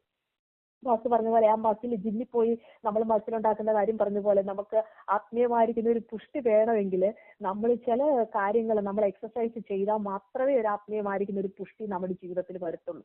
അപ്പൊ നമ്മളുടെ ജീവിതത്തിലേക്ക് ഈ സ്നേഹത്തിൽ സത്യം സംസാരിച്ചു കൊണ്ടിരിപ്പിൻ എന്നുള്ളതായിരിക്കുന്ന കാര്യങ്ങൾ റിപ്പീറ്റ് ചെയ്ത് പറഞ്ഞുകൊണ്ടിരിക്കണം. അപ്പൊ എവിടേക്കാണ് ഇപ്പൊ സ്നേഹക്കുറവ്, അപ്പൊ നമ്മളൊരു പെട്ടെന്ന് നമുക്ക് ആ ഒരു വചനം ഇത് കുറേ പ്രാവശ്യം നമ്മൾ ഇങ്ങനെ പറഞ്ഞ് നമ്മുടെ ഉള്ളത്തെ കയറി കഴിയുമ്പോഴത്തേനും നമ്മുടെ പേര് വിളിച്ചിട്ടല്ലേ നമ്മൾ സംസാരിക്കുന്നത്. അപ്പോ ആ സംസാരിച്ച് നമ്മുടെ ഉള്ളത്തിൽ ആ വചനം അങ്ങോട്ട് ആയിക്കഴിഞ്ഞു. പിന്നെ അതിനെ നമ്മൾ അങ്ങോട്ട് അക്സെപ്റ്റ് ചെയ്തു, അതിനെ ഹോൾഡ് ചെയ്തു. ഇനി പിന്നെ അതിൽ കൂടെ ഉള്ളതായിരിക്കുന്ന ആ ഒരു മിറക്കിൾ പിന്നെ നടന്നോളും. പിന്നെ നമ്മൾ പോലും അറിയാതെ നമ്മുടെ ജീവിതത്തിൽ ആ ഒരു മേഖലയിൽ പരിശുദ്ധാത്മാവ് നമ്മളെ സഹായിക്കും. കാരണം വചനം എന്ന് പറയുന്നത് ദൈവമാണ്. അപ്പൊ ഈ ആത്മാവാണ് ഇങ്ങനെയുള്ള ചില ഗൈഡൻസ് നമുക്ക് തരുന്നത് അല്ലെ.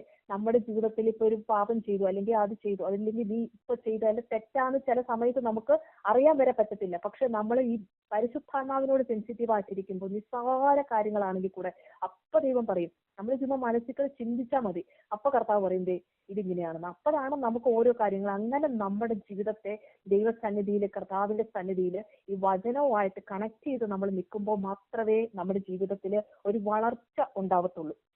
ഈ വളർച്ചയുടെ കീ എന്ന് പറയുന്നത് ആ വളർച്ച നമ്മൾ വളരണമെങ്കിൽ ഈ ദൈവവചനമാണ് നമ്മളെ വളർത്തുന്നത്. അതിന് വേറെ കൂടുതലായിട്ട് ഒരൊറ്റ കാര്യമില്ല. വളരണമെങ്കിൽ എന്ത് വേണം?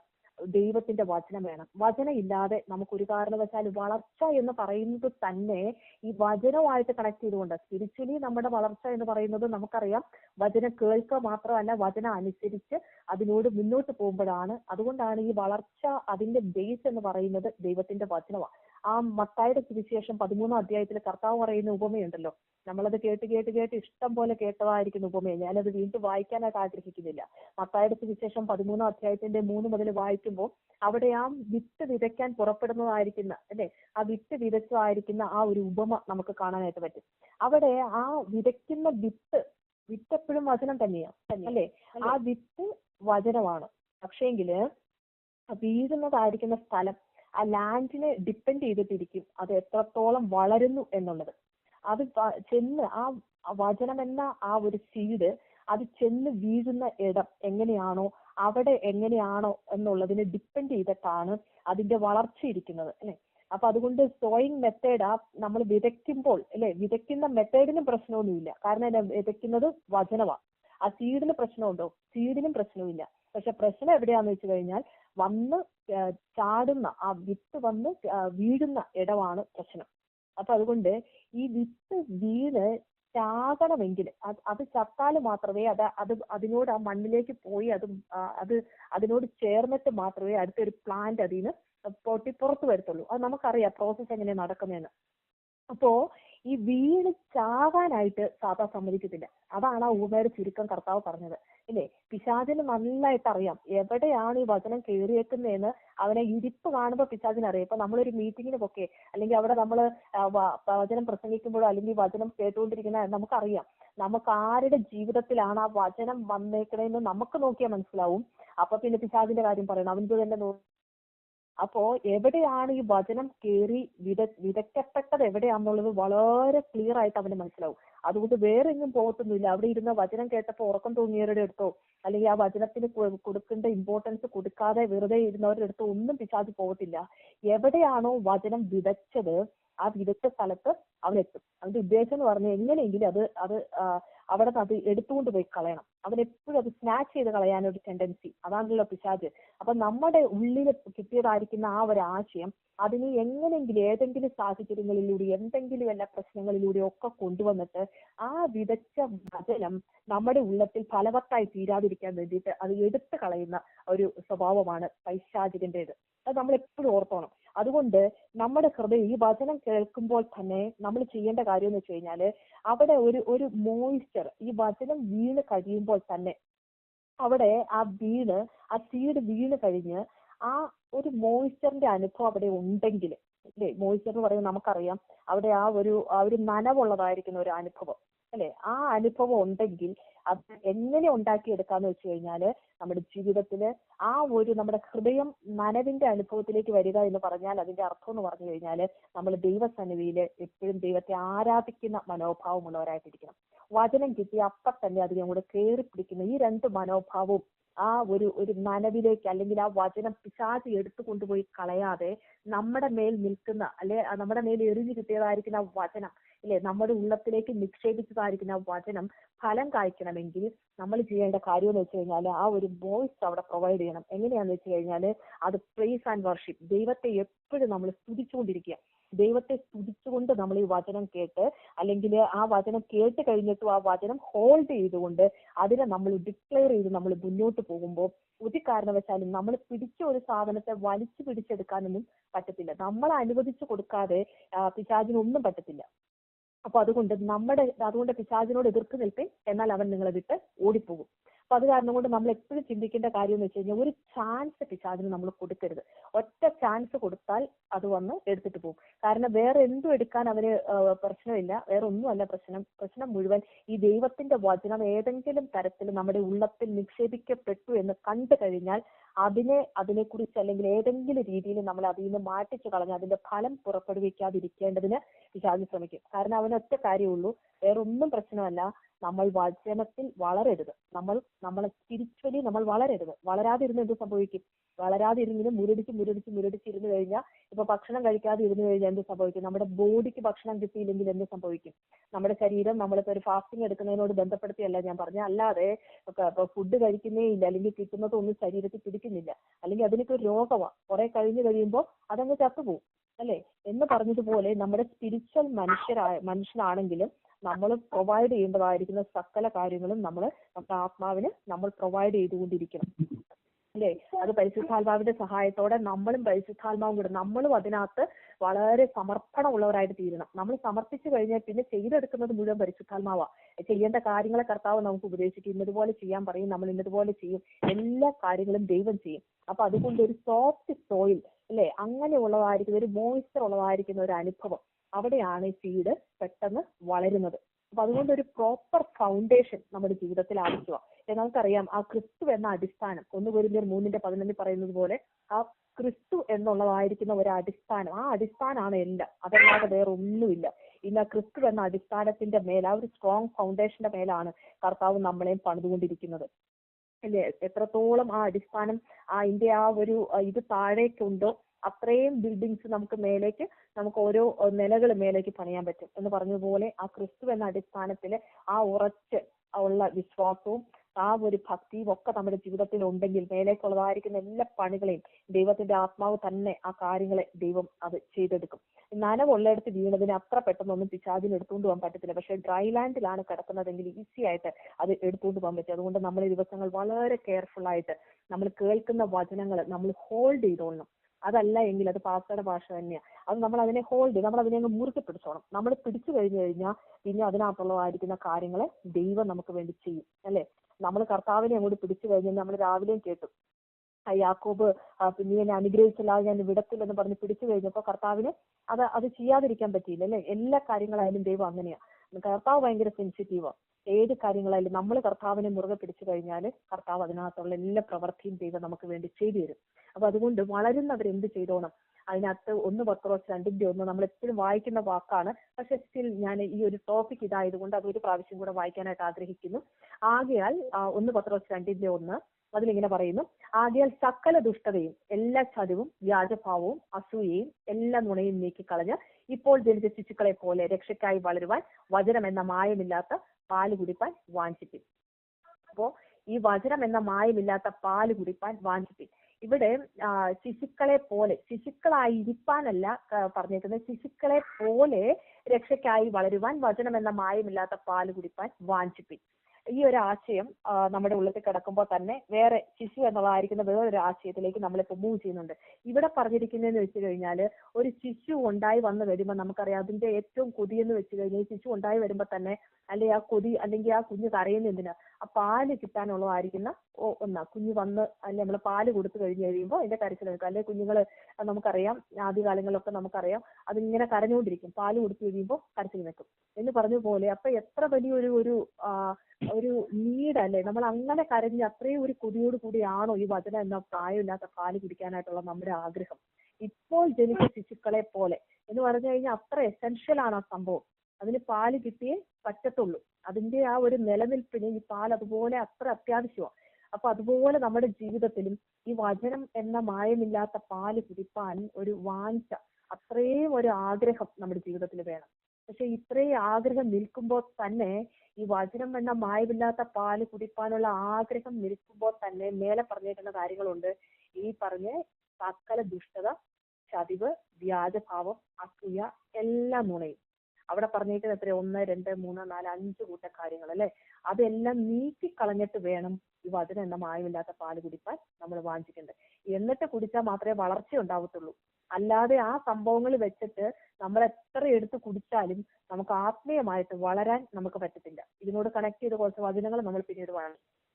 അപ്പോ ഈ ദുഷ്ടത ഉണ്ടെങ്കിലോ ചതിവുണ്ടെങ്കിലോ വ്യാജഭാവങ്ങള്, അസൂയ, എല്ലാ നുണ അല്ലെ. അസൂയൊക്കെ ഇടയ്ക്ക് കയറി വരാവുന്ന വലിയ പാവങ്ങളാ. നുണ, എല്ലാ നുണയാ. ഒരു നുണ പോലും അതിനകത്ത് ഒഴിവാക്കിയിട്ടില്ല. എല്ലാ നുണയും നീക്കിക്കളയണം. വ്യാജഭാവങ്ങള്, അതെല്ലാം നമ്മുടെ ജീവിതത്തിൽ ഇടയ്ക്കെങ്കിലും ഒക്കെ ചിലപ്പോൾ നമ്മുടെ ആ ഒരു ഒറിജിനാലിറ്റി ആയിരിക്കില്ല ചിലപ്പോൾ വെളിയിൽ വരുന്നത്. ചില സമയത്തെല്ലാം നമ്മൾ ആ ഒരു ഭാവം, നമ്മുടെ കുടുംബത്തിലുള്ള അതേ ക്യാരക്ടറാണോ നമ്മൾ സഭയിൽ ചെന്നാൽ കാണിക്കുന്നത്, അവിടെ എന്തെങ്കിലും ഭാവമാറ്റം ഉണ്ടോ? ഇതൊക്കെ നമ്മളൊന്ന് എക്സാമിൻ ചെയ്യുന്നത് വളരെ നല്ലതാണ്. ഞാൻ എന്റെ കുടുംബത്തിലുള്ള എന്റെ അതേ ക്യാരക്ടർ തന്നെയാണോ ഞാൻ വെളിയിൽ ഇറങ്ങിക്കഴിഞ്ഞാലുള്ള എന്റെ സ്വഭാവം? അപ്പൊ അതെല്ലാം നമുക്ക് എന്തെങ്കിലും ഭാവമാറ്റങ്ങൾ ഉണ്ടെങ്കിൽ, ഒരു ഭാവം കുടുംബത്തിലൊരു ഭാവം, സഭയിലൊരു ഭാവം, ജോലി സ്ഥലത്ത് വേറൊരു ഭാവം, ഇങ്ങനെയുള്ള ഭാവങ്ങളൊന്നും നമുക്ക് പാടില്ല. ഇങ്ങനെ ഇരുന്നൊക്കെ കൊണ്ടിട്ട് നമ്മൾ ഈ വചനം കഴിച്ചാൽ, അല്ലെങ്കിൽ വചനം നമ്മൾ കുടിച്ച്, ഈ വചനം എന്ന മായമില്ലാത്ത പാല് കുടിച്ച് അതിന് റിസൾട്ട് കിട്ടണമെങ്കിൽ, നമ്മൾ വളരണമെങ്കിൽ ഈ അഴുക്കുകളെല്ലാം അങ്ങ് നമ്മൾ നീക്കി കളഞ്ഞിട്ട് വേണം ഇത് കുടിക്കുവാനായിട്ട് അല്ലേ. അപ്പൊ സകല ദുഷ്ടത, എല്ലാ ചതിവും അറിയത്തില്ല.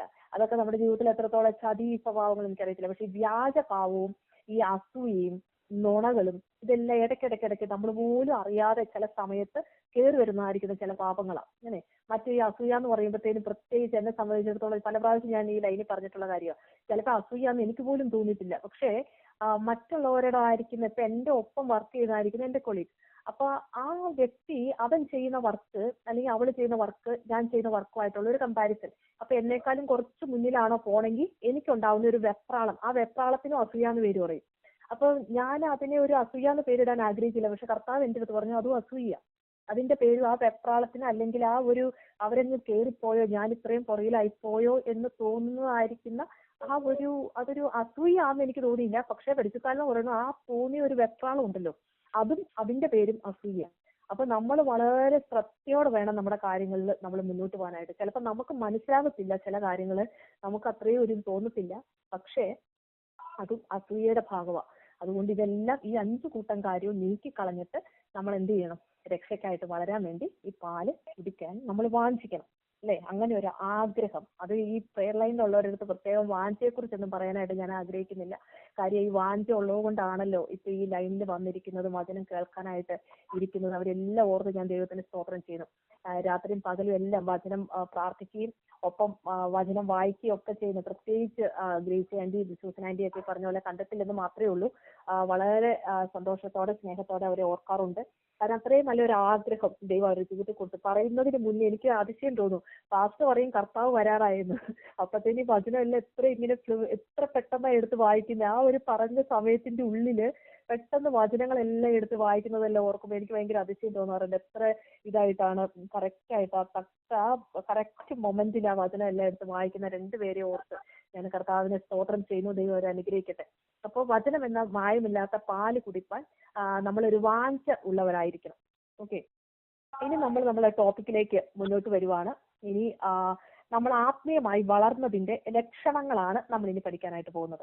ഓക്കെ, ഇപ്പൊ ഞാനൊരു ഇൻട്രൊഡക്ഷൻ മാത്രമേ ഞാനിവിടെ പറഞ്ഞുള്ളൂ. നമ്മൾ ശിശുവായിരിക്കുമ്പോൾ അല്ല, നമ്മുടെ പേരൻസ് ആയിരുന്നപ്പോൾ നമ്മള് മക്കള് വളർച്ച കാണാൻ ആഗ്രഹിക്കുന്നത് പോലെ കർത്താവ് നമ്മുടെ വളർച്ച കാണാൻ ആഗ്രഹിക്കുന്നെന്നും ഈ വളർച്ചയുടെ ആധാരമായിട്ടിരിക്കുന്ന ദൈവത്തിന്റെ വചനമാണെന്നും ഈ വചനം വീണ് അത് ഫലം കായ്ക്കണമെങ്കിൽ നമ്മൾ ഒരു പ്ലാറ്റ്ഫോം, ഒരു നല്ല സ്ട്രോങ് ആയിട്ടുള്ള ഒരു പ്ലാറ്റ്ഫോം അതിനാവശ്യമാണെന്നും, അതല്ലെങ്കിൽ നമ്മൾ പറഞ്ഞു ആ ഉപമയുടെ അടിസ്ഥാനത്തിൽ നമ്മൾ പറഞ്ഞു ഒരു പ്രൈസ് ആൻഡ് വർഷിപ്പ്, അതല്ലെങ്കിൽ നമ്മൾ ആ ഒരു നനവുള്ളതായിരിക്കുന്ന ഒരു ഹൃദയം നമ്മുടെ ജീവിതത്തിൽ വേണം അല്ലെ. പിന്നെ ആ വചനം കേൾക്കുമ്പോൾ നമ്മൾ അതിനെ ഹോൾഡ് ചെയ്തോണം, അതിനെ നമ്മൾ ഡിക്ലെയർ ചെയ്തോണം. സാത്താൻ എടുത്തുകൊണ്ട് പോകാൻ ഒരു കാരണവശാലും നമ്മൾ കേൾക്കുന്ന ഒരൊറ്റ വചനവും അത് ഫലം കാണാതെ പോകാനായിട്ട് ഇടയാവരുത്. അപ്പൊ അതുകൊണ്ട് നമ്മൾ അതിനെ ഹോൾഡ് ചെയ്ത് നമ്മൾ അതിനെ ഡിക്ലെയർ ചെയ്ത് നമ്മുടെ കൂടെ നിർത്തിക്കോണം ദൈവത്തിന്റെ വചനത്തെ. അവരത്രയും കാര്യം മാത്രമാണ് നമ്മൾ പറഞ്ഞത്. പിന്നെ ഈ 5 കൂട്ടം കാര്യം ഉപേക്ഷിച്ചിട്ട് വേണം നമ്മൾ വചനം എന്ന മായമില്ലാത്ത പാല് കുടിക്കാനായിട്ട്. എന്നാൽ മാത്രമേ ആ ഒരു ഗ്രോത്ത് നമ്മുടെ ജീവിതത്തിൽ ഉണ്ടാവുള്ളൂ. ഇത് മാത്രമേ ഞാൻ ഇൻട്രൊഡക്ഷൻ പറഞ്ഞുള്ളൂ, ഞാനത് റിപ്പീറ്റ് ചെയ്തെന്ന് മാത്രമേ ഉള്ളൂ. ഇനി നമ്മൾ ആത്മീയമായി വളർന്നതിന്റെ ലക്ഷണങ്ങളെ കുറിച്ച് നമ്മൾ ചിന്തിക്കാനായിട്ട് പോവുക അല്ലെ. നമ്മൾ പറഞ്ഞു നമ്മൾ സ്റ്റില്ല് വളർന്നുകൊണ്ടിരിക്കുക അല്ലെ. നമ്മുടെ ഫിസിക്കൽ ഗ്രോത്ത് പോലെയല്ല മെന്റൽ ഗ്രോത്ത്, അല്ലെങ്കിൽ നമ്മൾ ഈ ആത്മീയമായ വളർച്ച, മെന്റൽ അല്ല, നമ്മുടെ ആത്മീയമായിരിക്കുന്ന വളർച്ച എന്ന് പറയുന്നത് നമ്മൾ അതിങ്ങനെ വളർന്നുകൊണ്ടിരിക്കുക, സ്റ്റില്ല് നമ്മൾ വളർന്നുകൊണ്ടിരിക്കുക. എഫേസ്യ ലേഖനം 4-ാം അധ്യായത്തില് നമ്മൾ ഓൾറെഡി വായിച്ച ഭാഗമാണ്. അതിന്റെ ഒന്നാമത്തെ ലക്ഷണമായിട്ട് ഞാൻ പറയാനായിട്ട് ആഗ്രഹിക്കുന്നത് സ്നേഹത്തിൽ സത്യം സംസാരിക്കുക അല്ലെ. ഈ ഒരു മേഖലയിൽ നമ്മൾ ഗ്രാജുവേറ്റ് ചെയ്തിട്ടുണ്ടോ? അതും പാസ്റ്ററിന്റെ ഭാഷ കടമെടുത്ത് പറഞ്ഞതാ അല്ലെ. നമ്മള് ആ ഒരു മേഖലയില്, സ്നേഹത്തിൽ സത്യം സംസാരിക്കുന്ന മേഖലയിൽ നമ്മൾ ഗ്രാജുവേറ്റ് ചെയ്തിട്ടുള്ള ഒരാളാണെങ്കിൽ നമുക്ക് പറയാം നമ്മൾ ആ വളർച്ച ഇത് എത്തി ഇല്ലേ, പറ്റും. ഇല്ലെങ്കിൽ നമ്മളെ തന്നെ എക്സാമിൻ ചെയ്യുക. ആ പോയിന്റ് എഴുതിയിട്ടേക്കുക, സ്നേഹത്തിൽ സത്യം സംസാരിക്കുക. എഫേസ്യ ലേഖനം 4-ാം അധ്യായം 14 മുതൽ 15 വരെ ഉള്ളതായിരിക്കുന്ന ഭാഗങ്ങൾ. ഇനി നമ്മൾ 1 കൊരിന്ത്യർ 3-ാം അധ്യായം അതിന്റെ 1-ാം വാക്യമാണ് നമ്മൾ വായിക്കാൻ പോകുന്നത്. 1 മുതൽ 4 വരെ ഉള്ളതായിരിക്കുന്ന വാക്യങ്ങൾ. 1 കൊരിന്ത്യർ 3-ന്റെ 1 മുതൽ 4 വരെ ഞാൻ വായിക്കാം.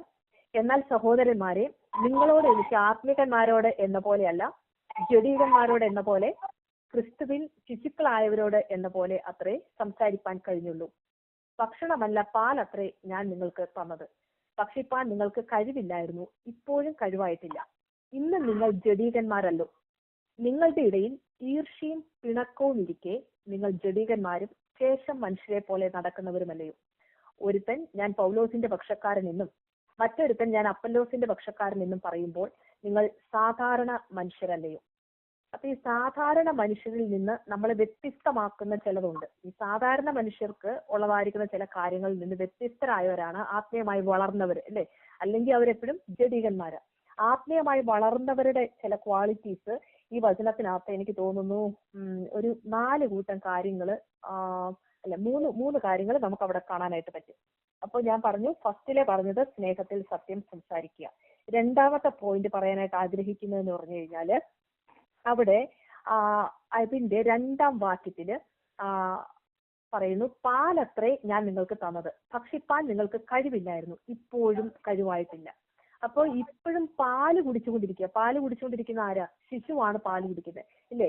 നമുക്ക് ആവശ്യത്തിനുള്ളതായിരിക്കുന്ന ഭക്ഷണം തന്നെ എടുത്ത് കഴിക്കും അല്ലെ. നമ്മളെ സംബന്ധിച്ചിടത്തോളം ഒരു മുതിർന്ന ആള് അല്ലെങ്കിൽ ഒരു പ്രായമെത്തിയ ഒരു വ്യക്തിയെ സംബന്ധിച്ചിടത്തോളം അവൻ ആവശ്യമുള്ള കാര്യങ്ങൾ അവൻ നമ്മളെ സംബന്ധിച്ച് നമ്മൾ തന്നെ ആ ഭക്ഷണം നമ്മൾ തന്നെ എടുത്ത് കഴിക്കും. നമുക്ക് വേണ്ടത് എന്താണോ നമ്മൾ തന്നെ എടുത്ത് കഴിക്കും. ഇപ്പൊ നമ്മുടെ അപ്പനെ അമ്മേനെ ഒന്നും നമ്മൾ ഈ വിഷയത്തിനകത്ത് നമ്മൾ ഡിപ്പെൻഡ് ചെയ്യാറില്ല.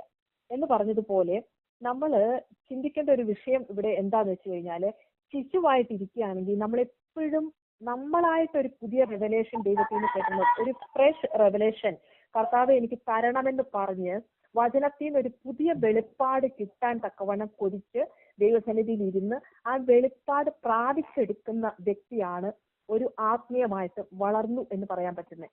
കാരണം എന്താന്ന് വെച്ച് കഴിഞ്ഞാൽ അല്ലെങ്കിൽ നമ്മൾ എന്നും ഈ പറഞ്ഞതുപോലെ പാസ് തരുന്നതായിരിക്കുന്ന വചനങ്ങളും അല്ലെ നമുക്ക് കിട്ടുന്നതായിരിക്കുന്ന എന്തെങ്കിലുമൊക്കെ നമുക്ക് ആരെങ്കിലുമൊക്കെ തരുന്നത് കിട്ടി നമ്മൾ അതിൽ സാറ്റിസ്ഫൈഡ് ആയിട്ടിരിക്കും. നമ്മൾ തന്നെ നമുക്ക് വേണ്ടുന്ന കാര്യങ്ങൾ അല്ലെ കട്ടിയുള്ളതായിരിക്കുന്ന ആഹാരം നമ്മൾ തന്നെ എടുത്ത് കഴിക്കുന്നത് അത് വളർച്ചയുടെ ലക്ഷ്യമാണ്. ഞാൻ പറഞ്ഞതിന്റെ അർത്ഥം ദൈവങ്ങൾക്ക് മനസ്സിലായി കാണുമെന്ന് വിശ്വസിക്കുന്നു.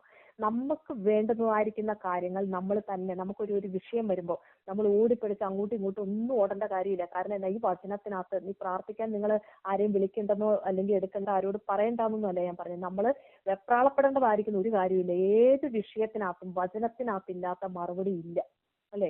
അപ്പൊ അതുകൊണ്ട് നമ്മൾ എന്ത് ചെയ്തോണം, നമുക്ക് ദൈവം ഇത് തന്നിട്ടുണ്ടെങ്കിൽ ഇതിനുള്ള ഉത്തരവുണ്ട് അല്ലെ. ആദ്യം നമ്മൾ ഒരു പ്രശ്നം വന്നു കഴിയുമ്പോൾ ആദ്യം ഓടി നമ്മൾ ഫോൺ ചെയ്യാൻ ഒരു ടെൻഡൻസി നമുക്കുണ്ട് അല്ലെ. ആരെങ്കിലും ഒക്കെ വിളിച്ച് പറയാ അതാണ് അല്ലെ നമ്മുടെ ജീവിതത്തിലെ നമ്മുടെ ആദ്യത്തെ ഒരു ടെൻഡൻസി എന്ന് വെച്ച് കഴിഞ്ഞാൽ.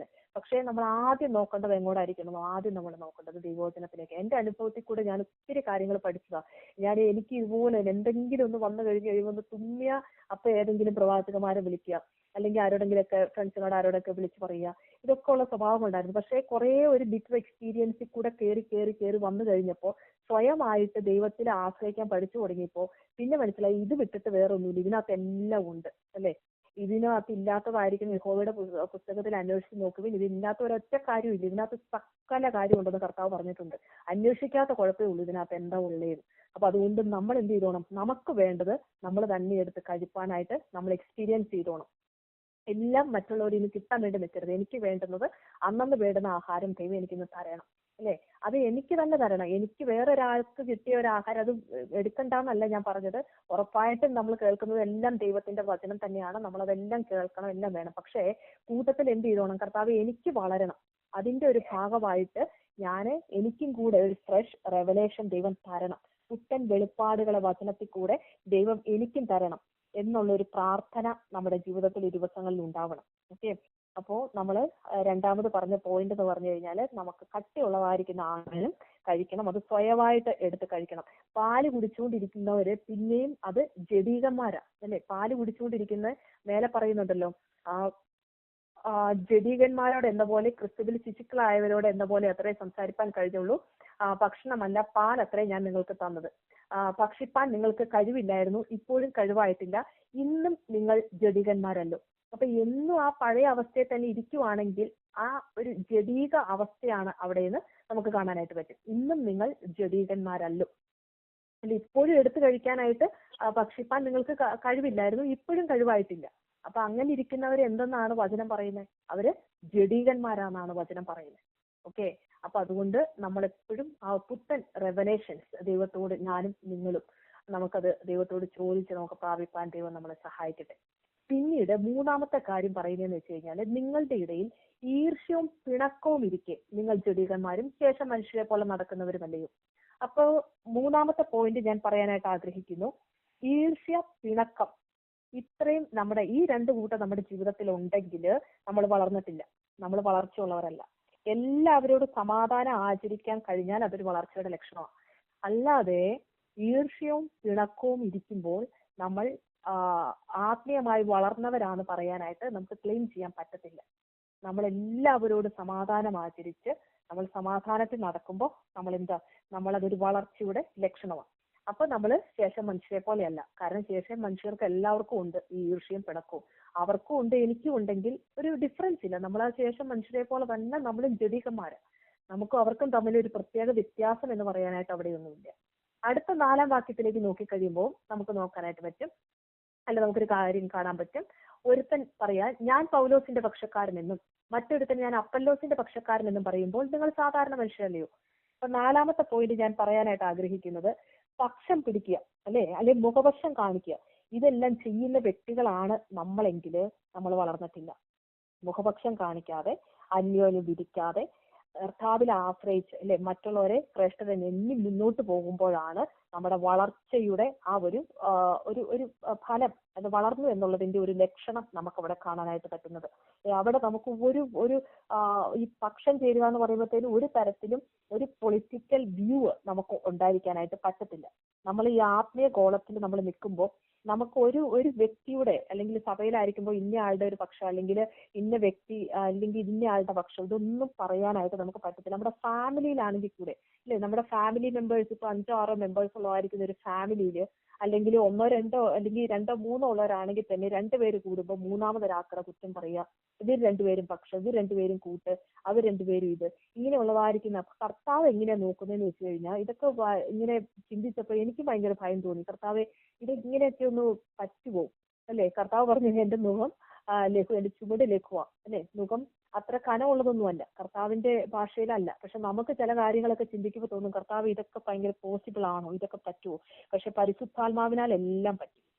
നമ്മളെ കൊണ്ടൊന്നും ചെയ്യാൻ പറ്റത്തില്ല. പക്ഷേ നമ്മളെ ശക്തനാക്കുന്നവൻ മുഖാന്തരം നമ്മൾ സകലത്തിന് മതിയാകുന്നു അല്ലെ, അതാ കർത്താവ് പറയുന്നത്. നമുക്ക് സ്വന്തമായിട്ട് എടുത്തിട്ട് ഒരു കാര്യമൊന്നും ചെയ്യാൻ പറ്റത്തില്ല. പക്ഷെ കർത്താവിന്റെ കൃപയുണ്ടെങ്കിൽ അല്ലെ, നമ്മളെ ശക്തനാക്കുന്ന ദൈവത്തിന്റെ കൃപയാല് നമുക്ക് ഇതിനെല്ലാം ജയിക്കാൻ പറ്റും. അതുകൊണ്ടാണ് വചനത്തിൽ കർത്താവ് ഇങ്ങനെ ചലഞ്ചസ് വെച്ചേക്കുന്നത്. അത് നിങ്ങൾ ചെയ്യണം, ചെയ്ത് ജയിക്കണം. ഇതാണ് ദൈവം ആഗ്രഹിക്കുന്നതായിരിക്കുന്ന കാര്യം എന്ന് പറഞ്ഞാൽ. അപ്പോൾ നമ്മളൊരു സാധാരണ മനുഷ്യരായിട്ട് ജീവിക്കാനല്ല ദൈവം നമ്മളെ കുറിച്ച് ആഗ്രഹിക്കുന്നത്. ദൈവം ആഗ്രഹിക്കുന്ന ദൈവത്തിന്റെ മക്കളായിട്ട് അല്ലെ, ഒരു അസാധാരണക്കാരായി. കാരണം എല്ലാം നമ്മൾ ജനനം തന്നെ നമ്മുടെ സൂപ്പർ നാച്ചുറലാ. നമ്മൾ ഈ ദൈവരാജ്യത്തിലേക്കുള്ള നമ്മുടെ ജനനം ഒരു നാച്ചുറൽ ബർത്ത് അല്ല, ഒരു സൂപ്പർ നാച്ചുറൽ ബർത്താ. കാരണം എന്നാ, അത് ആത്മാവിനാൽ ജനിച്ചത് കൊണ്ട് അല്ലെ, നമ്മുടെ ബർത്ത് തന്നെ അങ്ങനെ, അതെല്ലാം കർത്താവിനാലാ. അപ്പൊ നമ്മളൊരു സാധാരണക്കാരും മനുഷ്യരല്ല എന്നുള്ളതാണ് നമ്മൾ എപ്പോഴും ചിന്തിക്കുന്നത്. എന്റെ ബർത്തേ അങ്ങനെയല്ല, ഞാൻ ജനിച്ചത് ആത്മാവില. അങ്ങനെയാണെങ്കിൽ പിന്നെ ഞാൻ നടക്കുന്നതും ആത്മാവില, എന്റെ പ്രവർത്തികൾ ആത്മാവില, അപ്പൊ എന്റെ ചിന്തകൾ ആത്മാവില, എല്ലാം. അപ്പൊ ഞാനൊരു സാധാരണ മനുഷ്യനല്ല, ഞാനൊരു അസാധാരണ മനുഷ്യനാണ്, ഒരു സൂപ്പർ നാച്ചുറൽ ആയിട്ടുള്ളതായിരിക്കുന്ന വ്യക്തിയാണ് ഞാൻ. കാരണം എന്നാ, ദൈവത്തിന്റെ ആത്മാവ് സൂപ്പർ നാച്ചുറൽ തിങ്സ് ചെയ്യുന്ന ആത്മാവാണ്. ആ ആത്മാവ് ഇരിക്കുന്ന മൺകൂടാരമാണ് എന്റെ മൺകൂടാരമെങ്കിൽ, ഇതിന്റെ ഉള്ളത്തിൽ പരിശുദ്ധാത്മാവ് ഉണ്ടെങ്കിൽ എന്ത് ചെയ്യണം? പരിശുദ്ധാത്മാവിന്റെ പ്രവർത്തികൾ കൂടെ അതിന്റെ കൂടെ പുറപ്പെട്ടു വരണം. അപ്പോഴാണ് ആ ദൈവപ്രസാദകരമായിരിക്കുന്ന ഒരു ജീവിതത്തിലേക്ക് നമ്മൾ മുന്നോട്ട് പോകുന്നത്. അപ്പൊ നമ്മളൊരു സാധാരണക്കാരായിട്ടല്ല ജീവിക്കേണ്ടത്, നമ്മളൊരു പക്ഷം ചേർന്നല്ല ജീവിക്കേണ്ടത്. നമ്മുടെ ഫാമിലിയിലായാലും നമ്മുടെ ചർച്ചിലായാലും നമ്മുടെ ഓഫീസിലായാലും അവിടെ ഒന്നും നമുക്കൊരു പക്ഷം പിടിക്കുവാൻ നമുക്ക് അനുവാദമില്ല. കാരണം എനിക്കത് ഭയങ്കരമായിട്ട് എനിക്ക് ഫീൽ ചെയ്തു. കാരണം പ്രത്യേകിച്ച് ഓഫീസിലൊക്കെ ആയിരിക്കുമ്പോൾ നമുക്ക് എന്തെങ്കിലുമൊക്കെ മാറ്റേഴ്സ് ഒക്കെ വന്നു കഴിയുമ്പോൾ നമുക്ക് അറിയാതെ അറിഞ്ഞും ഒക്കെ നമ്മൾ ഒരു പക്ഷം ഒരാളോട് ഒരു പക്ഷം തിരിയുന്നതായിരിക്കുന്ന ഒരു ടെൻഡൻസി എവിടെയും വരും. അപ്പൊ അതുകൊണ്ട് ആ മേഖലയിലെല്ലാം നമുക്കൊരാക്കടെ പക്ഷം തിരിഞ്ഞു നിൽക്കാനോ ആ ആളുടെ പക്ഷം പിടിക്കാനോ ഇയാളെ നല്ലതെന്നോ അല്ലെങ്കിൽ ഇതാണോ ഒന്നും നമ്മുടെ വായ കൊണ്ട് നമ്മൾ ഒന്നും പറയുവാനായിട്ട് നമുക്ക് അനുവാദമില്ല. കാരണം നമുക്കറിയില്ല ആ വ്യക്തി നീതിമാനാണോ അല്ലെങ്കിൽ ആ വ്യക്തി എങ്ങനെയാണ്. ദുഷ്ടന് നീതിമാൻ എന്നും നീതിമാന് ദുഷ്ടൻ എന്നും പറയാനൊന്നും നമുക്ക് അനുവാദമില്ല അല്ലേ. അപ്പൊ അതുകൊണ്ട് നമ്മുടെ വാക്കുകളും നമ്മളിങ്ങനെ പക്ഷം തിരിയുന്ന കാര്യങ്ങളും അതെല്ലാം വളരെ ക്രമപ്പെടുത്തി മുന്നോട്ട് പോകാൻ ദൈവം നമ്മളെ, എന്നെയും നിങ്ങളെയും ദൈവം സഹായിക്കട്ടെ.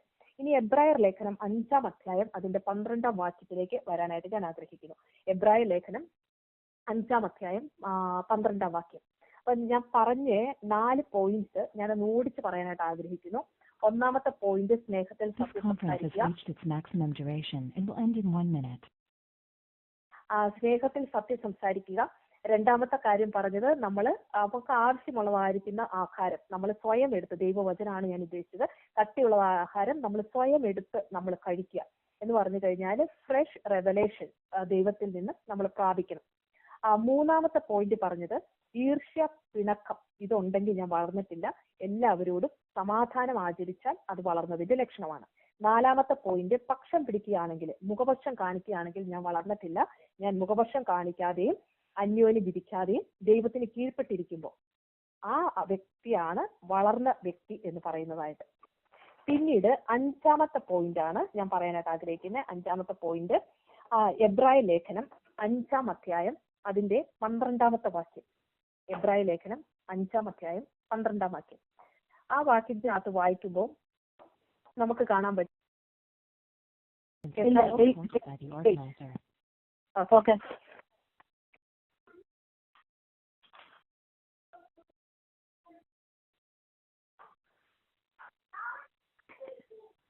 You have been muted. To unmute yourself, press the star key twice. Okay.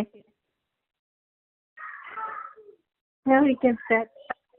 Okay, thank you. എബ്രായ ലേഖനം 5-ാം അധ്യായം 12-ാമത്തെ വാക്യം നമുക്ക് വായിക്കാം.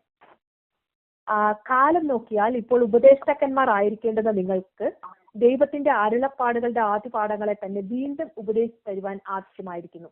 കട്ടിയുള്ള ആഹാരമല്ല പാലത്രേ നിങ്ങൾക്ക് ആവശ്യമെന്ന് വന്നിരിക്കുന്നു.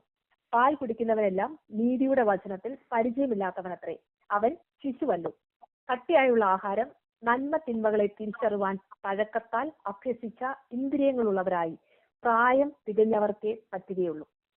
ആ ഭാഗങ്ങൾ നമ്മൾ അതിനെ അടർത്തിയെടുത്ത് പഠിക്കാനായിട്ട് നമുക്ക് സമയമെടുക്കാം.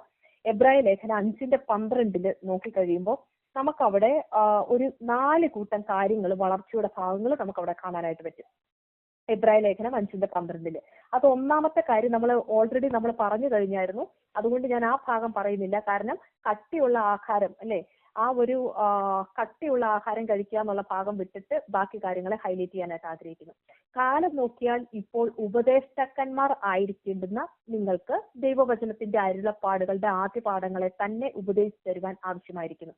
അപ്പോ നമ്മൾ ചിന്തിക്കേണ്ട കാര്യം എന്ന് വെച്ച് കഴിഞ്ഞാൽ, നമ്മൾ ഇപ്പോഴും സ്റ്റില്ല് നമ്മൾ ഒരു കൺസ്യൂമർ ആണോ അതെയോ കോൺട്രിബ്യൂട്ടർ ആണോ അല്ലെ? ദൈവത്തിന്റെ വചനം ഇപ്പോഴും നമ്മളിങ്ങനെ കേട്ടുകൊണ്ട് നമ്മളത് കൺസ്യൂം ചെയ്യുന്ന മാത്രമേ ഉള്ളൂ, നമ്മൾ ഏതെങ്കിലും തരത്തിൽ കോൺട്രിബ്യൂട്ട് ചെയ്യുന്നുണ്ടോ? ഏത് തരത്തിലായാലും കുഴപ്പമില്ല. ഇപ്പൊ എല്ലാവർക്കും പ്രസംഗിക്കാനോ അല്ലെങ്കിൽ എല്ലാവർക്കും വചനം പറയാനോ അത് ദൈവം കൊടുത്തിരിക്കുന്ന അളവിനനുസരിച്ചിട്ട് നമ്മൾ അത് കോൺട്രിബ്യൂട്ട് ചെയ്യുന്നുണ്ടോ?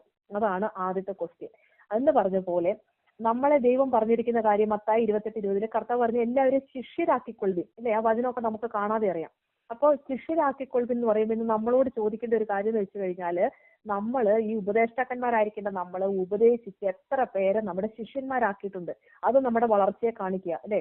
രക്ഷിക്കപ്പെട്ടിട്ടല്ലേ കാലം നോക്കിക്കഴിഞ്ഞാൽ ഇത്രയും വർഷമായി, പക്ഷെ നിങ്ങൾക്ക് ഇനിയൊക്കെ ഉപദേഷ്ടാക്കന്മാരായിരിക്കാം, പക്ഷെ എത്ര പേരെ ആത്മാക്കളെ നമ്മൾ നേടിയിട്ടുണ്ട് എന്നുള്ളതായിരിക്കും ഒരു വലിയ ക്വസ്റ്റ്യൻ. ഞാൻ അതിന്റെ മുമ്പിൽ ഇങ്ങനെ എനിക്കൊന്നും പറയാൻ പറ്റില്ല. കാരണം നമ്മൾ കർത്താവിന്റെ ശിഷ്യന്മാരായിട്ട് നമ്മൾ എത്ര പേരെ ഈ ശിഷ്യത്വത്തിലേക്ക് നമ്മൾ കൊണ്ടുവന്നിട്ടുണ്ട് എന്നുള്ളതായിരിക്കുന്ന കാര്യങ്ങൾ നമ്മൾ ഈ ദിവസങ്ങൾ ചിന്തിക്കുമ്പോൾ നമ്മുടെ ആത്മീയ വളർച്ചയുടെ ഒരു ഭാഗമാണ് അല്ലെ? നമ്മൾ എത്രത്തോളം നമ്മൾ ആ ദൈവരാജ്യത്തിലേക്ക് നമ്മളത് കോൺട്രിബ്യൂട്ട് ചെയ്യുന്നുണ്ട്. എനിക്ക് കിട്ടിയതായിരിക്കുന്ന കാര്യങ്ങൾ ഞാൻ എത്രത്തോളം ഞാൻ അങ്ങനെ ആ ഒരു കർത്താവിന്റെ രാജ്യത്തിന് വേണ്ടി എന്റെ കാര്യങ്ങളെ ഞാൻ കോൺട്രിബ്യൂട്ട് ചെയ്യുന്നു.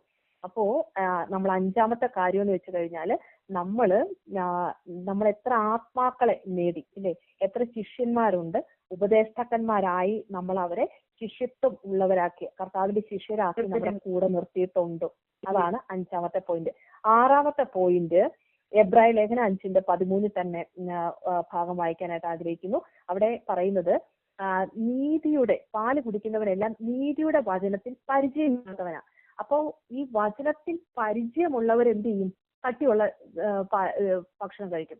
അപ്പോ നീതിയുടെ വചനത്തിൽ പരിചയമുള്ളവരാണ് വളർന്നവർ അല്ലെ?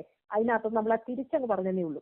അപ്പോ പാല് കുടിക്കുന്നവരെല്ലാം നീതിയുടെ വചനത്തിൽ പരിചയമില്ലാത്തവനാ, അവന് ശിശുവാ. അപ്പൊ നീതിയുടെ വചനം, അതായത് കർത്താവിന്റെ വചനത്തിൽ നമുക്ക് പരിചയം ഉണ്ടോ? ഈ പരിചയം ഉള്ളവരാണ് വളർന്നവർ ആണ് എന്ന് നമുക്ക് പറയാനായിട്ട് പറ്റുന്നുള്ളൂ. അപ്പൊ വചനത്തിലുള്ളതായിരിക്കുന്ന നമ്മളുടെ പരിചയം അത് നമ്മുടെ വളർച്ചയുമായിട്ട് കണക്റ്റഡ് ആണ്. അപ്പൊ പരിചയമുള്ളവൻ വളർന്നവൻ, വചനത്തിൽ പരിചയമില്ലാത്തവൻ വളരാത്തവൻ. അപ്പൊ എന്നും നമ്മൾ ഒരേ വാക്യം തന്നെയാണോ പറഞ്ഞ് പ്രാർത്ഥിക്കുന്നത്? അല്ലെങ്കിൽ നമ്മൾ അതിന് തെറ്റുണ്ടെന്നല്ല ഞാൻ പറയുന്നത്, പക്ഷെ നമ്മുടെ വളരുമ്പോൾ നമ്മൾ എന്ത് ചെയ്തോണം? നമ്മൾ പുതിയ പുതിയ വചനങ്ങൾ നമ്മൾ പറഞ്ഞ് പ്രാർത്ഥിച്ചോണം. അപ്പൊ നമ്മൾ ദൈവസന്നിധിയിൽ ഇരുന്ന് നമ്മൾ ആ ഒരു ഭാഗം അല്ലെങ്കിൽ നമുക്ക് അതുപോലെ കാണാതെ പഠിച്ച് പറയാൻ ചിലർക്ക് പറ്റും, ചിലർക്ക് പറ്റത്തില്ല. പക്ഷെ സ്റ്റിൽ നമ്മൾ ട്രൈ ചെയ്തോണം. ഒരു വചനം കിട്ടിക്കഴിഞ്ഞാൽ വചനം ഹോൾഡ് ചെയ്ത് നമ്മൾ പല പ്രാവശ്യം ആവർത്തിച്ച് പറയുമ്പോൾ അതിന്റെ ഒരു ആശയമെങ്കിലും നമ്മുടെ ഉള്ളത്തിൽ കയറും. അപ്പൊ നമ്മൾ ഇന്ന് പറഞ്ഞ പോലെ അങ്ങനെ ആ ഒരു വചനവുമായിട്ട് പരിചയമായി ആ വചനത്തിന്റെ ആ ഒരു പരിചയം നമ്മുടെ ജീവിതത്തിൽ ദൈവ ദിവസങ്ങൾ തന്ന് നമ്മളെയും ദൈവം വളർത്തി മുന്നോട്ട് കൊണ്ടുപോകട്ടെ. 5:14 വായിക്കുമ്പോൾ ഞാൻ വേഗത്തിൽ പോകാനായിട്ട് ആഗ്രഹിക്കുന്നു. അവിടെ നമുക്ക് കാണാൻ പറ്റും, നന്മ തിന്മകളെ തിരിച്ചറിവാൻ പഴക്കത്താൽ അല്ലെ? അവിടെ കട്ടിയായുള്ള ആഹാരം നന്മ തിന്മകളെ തിരിച്ചറിവാൻ. അപ്പൊ ഈ കട്ടിയായിട്ടുള്ള ആഹാരം കഴിക്കുന്നവൻ വളർന്നവനാണ്. അവൻ എന്ത് സംഭവിക്കും? അവന് നന്മ തിന്മകളെ തിരിച്ചറിയുവാനായിട്ട് പറ്റും. നന്മ ഏതാണെന്നും തിന്മ ഏതാണെന്നും തിരിച്ചറിയുവാൻ പറ്റുന്ന ഒരു വ്യക്തി ആത്മീയമായി വളർന്നവനാണ്. ചിലപ്പോ നന്മ അറിയാം, തിന്മ അറിയാം, പക്ഷെ അതിന് വേണ്ടുന്ന ഇമ്പോർട്ടൻസ് കൊടുക്കുന്നില്ലെങ്കിലും അത് തെറ്റാം, അതും വളർച്ചയുടെ ഭാഗമല്ല. പക്ഷെ നന്മതിന്മകളെ തിരിച്ചറിഞ്ഞ് അതനുസരിച്ച് അത് അങ്ങനെ പ്രവർത്തിക്കുന്നവൻ, കട്ടിയുള്ള ആഹാരം കഴിക്കുന്നവൻ, അവൻ ഒരു മുതിർന്ന അല്ലെങ്കിൽ ഒരു ആത്മീയമായി വളർന്ന ഒരു വിശ്വാസിയുടെ ലക്ഷണമാണ്. അപ്പൊ നമുക്ക് ഈ നന്മ തിന്മകളെ കുറിച്ച് അല്ലെ നന്മ തിന്മകളെ നമുക്ക് അറിയാൻ നമുക്ക് പറ്റും അല്ലെ. നമ്മൾ ആ നിൽക്കുന്ന ട്രാക്കിൽ തന്നെ നിൽക്കണം. അല്ലെ നന്മയിലെയും ഒരു സമയത്ത് നന്മ, ഒരു സമയത്ത് തിന്മ, അല്ലെങ്കിൽ ആ ഒരു ജഡം അല്ലെങ്കിൽ ആത്മീയൻ, ശീതവാൻ ഉഷ്ണവാൻ, ഇങ്ങനെ വചനം പറയുന്നത് പോലെ ഇങ്ങനെ ഒരേ സമയം ഒരു കാല് ഈ ബോട്ടിൽ, ഇങ്ങേക്കാല് മറ്റേ ബോട്ടിലും, ഇങ്ങനെയുള്ളതായിരിക്കുന്ന കാര്യങ്ങളൊന്നും നമുക്ക് പറ്റത്തില്ല. നമ്മള് ആ നിൽക്കുന്ന ട്രാക്കിൽ നിന്നുകൊണ്ട് നമ്മൾ അത് തിരിച്ചറിഞ്ഞ് നന്മ ഏതാണോ തിന്മ ഏതാണോ നമ്മൾ തിരിച്ചറിഞ്ഞ് ആ നിൽക്കുന്നിടത്ത് നിന്ന് കർത്താവിനെ നോക്കി മുന്നോട്ട് പോകുന്നവനാണ് ആ ഒരു മച്ചുറായിട്ടുള്ള വിശ്വാസി. അവന് നന്മ തിന്മകളെ കുറിച്ച് അറിവുള്ളവനായിരിക്കും അല്ലെ. അത് കഴിഞ്ഞ് 8ാമത്തെ പോയിന്റ് ആയിട്ട് ഞാൻ പറയാനായിട്ട് ആഗ്രഹിക്കുന്നത് അഭ്യസിച്ച ഇന്ദ്രിയങ്ങൾ ഉള്ളവരായി ഇല്ലേ. തഴക്കത്താൽ എന്ന് വെച്ചാൽ കട്ടിയുള്ള ആഹാരം, നന്മ തിന്മകളെ തിരിച്ചറിവാൻ തഴക്കത്താൽ അഭ്യസിച്ച ഇന്ദ്രിയങ്ങൾ ഉള്ളവരായി പ്രായം തികഞ്ഞവർക്കേ പറ്റുകയുള്ളൂ. അപ്പൊ അഭ്യസിച്ച ഒരു ഇന്ദ്രിയങ്ങൾ, അതിന്റെ മുമ്പിൽ നമ്മളെ തന്നെ സമർപ്പിക്കട്ടെ. അഭ്യസിച്ച ഒരു ഇന്ദ്രിയം എന്ന് പറയുന്നത്, അഭ്യസിച്ച എന്ന് പറയുമ്പോൾ നമുക്കറിയാം ട്രെയിൻ ചെയ്തെടുത്ത ഇല്ലേ, ചുമ്മാ ഒന്നുമല്ല, അഭ്യസിപ്പിച്ചെടുത്തതായിരിക്കുന്ന ഇന്ദ്രിയങ്ങൾ കാണും. അപ്പൊ നമ്മുടെ കണ്ണാണേലും ഉണ്ടായപ്പോ തന്നെ ഈ കണ്ണ് പാപത്തിലാണ് ഉണ്ടായേ, ഇല്ല ഈ ചെവി പാപത്തിലാണ് ഉണ്ടായേ, നമ്മുടെ വായു പാപത്തിലാണ്, ഇതെല്ലാം പാപത്തിലാണ് നമ്മൾ ഉരുവാക്കപ്പെട്ടത്.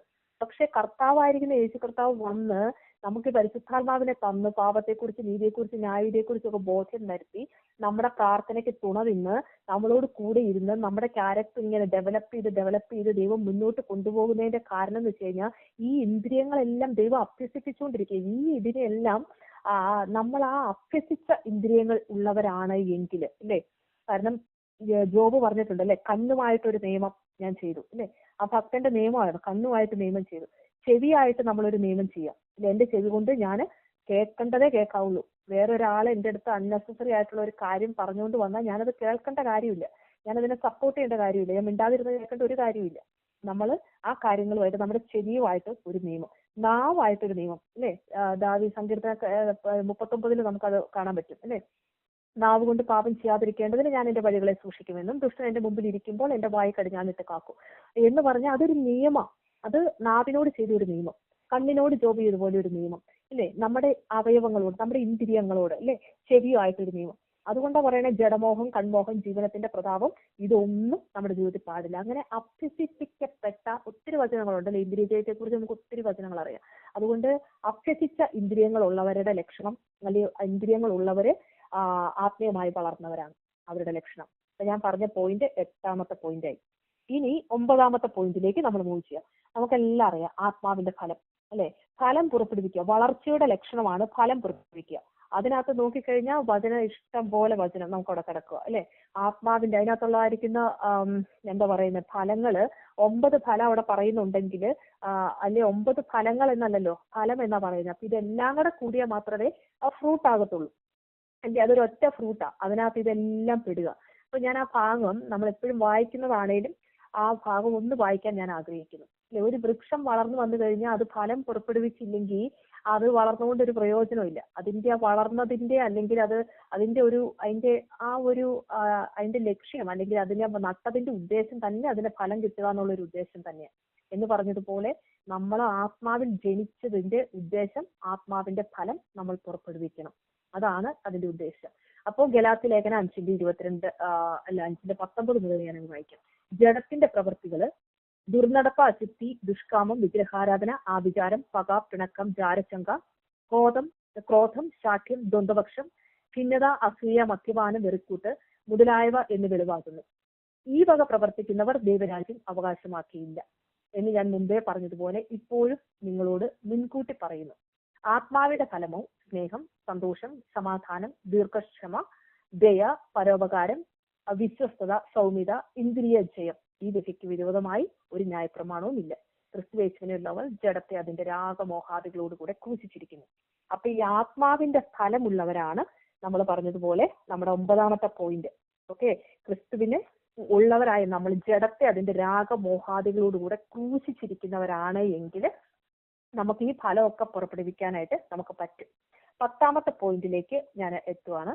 10ാമത്തെ പോയിന്റ് ഇങ്ങനെയാണ്, ഒരു ദാസ്യ മനോഭാവം. 2 കൊരിന്ത്യർ 4:5 വാക്യം നമുക്ക് വായിക്കാം. 2 കൊരിന്ത്യർ 4:5. അതിലിങ്ങനെ പറയുന്നു, ഞങ്ങളെ തന്നെയല്ല ക്രിസ്തുയേശുവിനെ കർത്താവ് എന്നും ഞങ്ങളെയോ യേശു നിമിത്തം നിങ്ങളുടെ ദാസന്മാർ എന്നും അത്രേ ഞങ്ങൾ പ്രസംഗിക്കുന്നത്.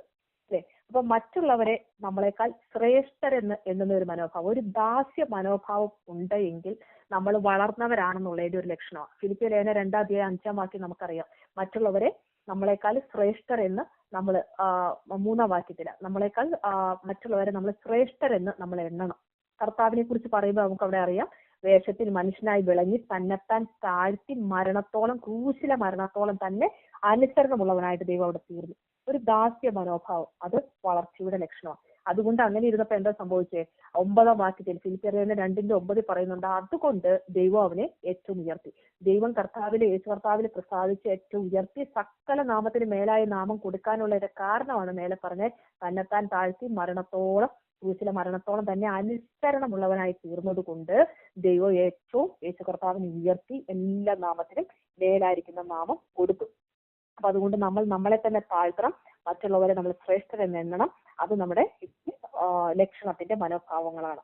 ഓക്കെ, അപ്പൊ 10 പോയിന്റ്സ് ഞാൻ പറഞ്ഞു. 10 പോയിന്റ്സ് നിങ്ങൾ എഴുതിയെടുത്തിട്ടുണ്ടെന്ന് വിശ്വസിക്കുന്നു. 1, സ്നേഹത്തിൽ സത്യം സംസാരിക്കുക. 2, നമ്മൾ വേണ്ടുന്നതായിരിക്കുന്ന കട്ടിയുള്ള ആഹാരം തനിയെടുത്ത് കഴിക്കുക. 3, ഈർഷ്യ, പിണക്കം എന്നിവ ഉണ്ടെങ്കിൽ വളർന്നിട്ടില്ല, നമ്മൾ സമാധാനത്തോടെ നമ്മൾ മുന്നോട്ട് പോകണം.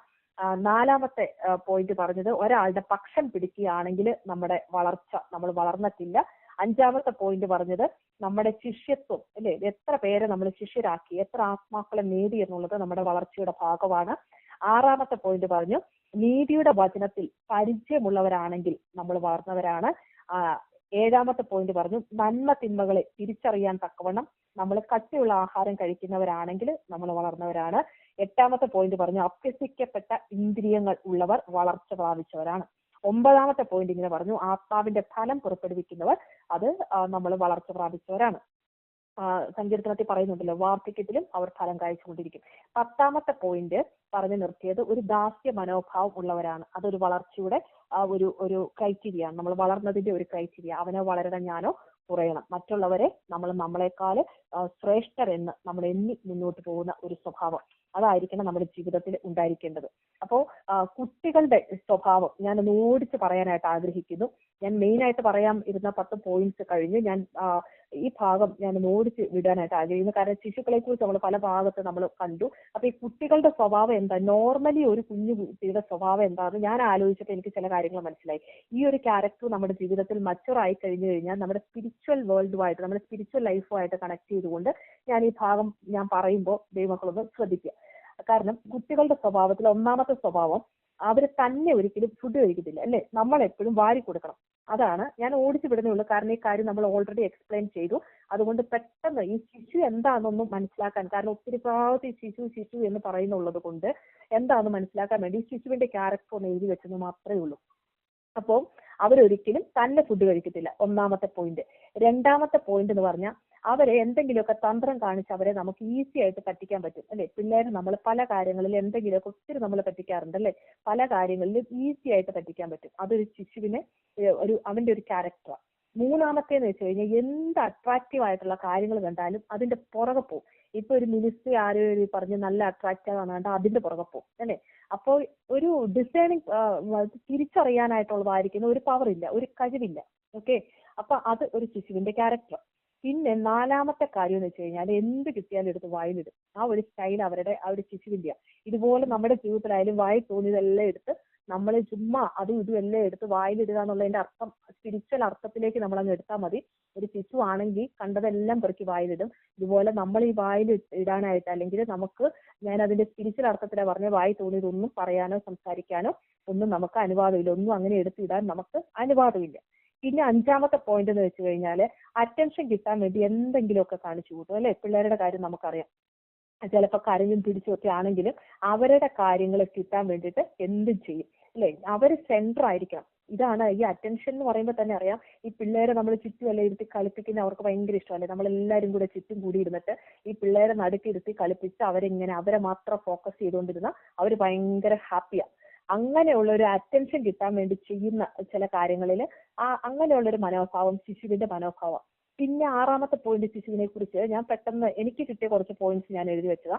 പെട്ടെന്ന് പ്രതികരിക്കും അല്ലെ, ശിശുക്കളാണെങ്കിൽ പെട്ടെന്ന് റിയാക്ട് ചെയ്യും. അവർക്ക് അങ്ങനെ ഒന്നുമില്ല. ഇപ്പൊ എന്ത് ഇതിനാണേലും പെട്ടെന്ന് റിയാക്ട് ചെയ്യുന്ന ആൾക്കാരുകളായിരിക്കും കുഞ്ഞുങ്ങളാണ്. പെട്ടെന്ന് കുഞ്ഞുങ്ങൾ റിയാക്ട് ചെയ്യും. അതുപോലെ നമ്മുടെ സ്വഭാവം നമ്മളൊന്ന് നോക്കുക, ഈ ശിശുവിനെ പോലെ എങ്ങനെയാണോ നമ്മളെന്ന് അല്ലെ, നമ്മൾ എങ്ങനെയാ റിയാക്ട് ചെയ്യുന്നതെന്ന്. പിന്നെ ഈ ശിശുവിന്റെ വേറൊരു സ്വഭാവം എന്ന് വെച്ച് കഴിഞ്ഞാൽ എപ്പോഴും മറ്റുള്ളവരെ അല്ലെ, കുഞ്ഞുങ്ങൾ ഇച്ചിരി വളർന്നു നമുക്കറിയാം, നമ്മളെ കൺട്രോൾ ചെയ്യാനായിട്ട് അവർ ശ്രമിക്കും. അവരെപ്പോഴും ആരെ വേണേലും അവരുടെ കൺട്രോളിൽ നിർത്താനായിട്ട്. കാരണം എവിടെ പോണോന്നും എങ്ങനെ പോണോന്നും ഇല്ലേ, അവർക്കൊരു ഐഡിയ ഒന്നും കാണത്തില്ല, എങ്ങോട്ടാ പോണേന്ന് എടുക്കുന്നതെന്ന് ഒന്നും അറിയത്തില്ല.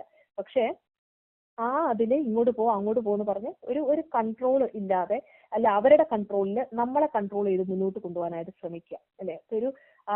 മറ്റുള്ളവരെ ഒത്തിരി ഓവർ റൂൾ ചെയ്യുക അല്ലെ, കൺട്രോൾ ചെയ്യുക, ആ ഒരു നേച്ചർ കുഞ്ഞുങ്ങൾക്കുണ്ട്.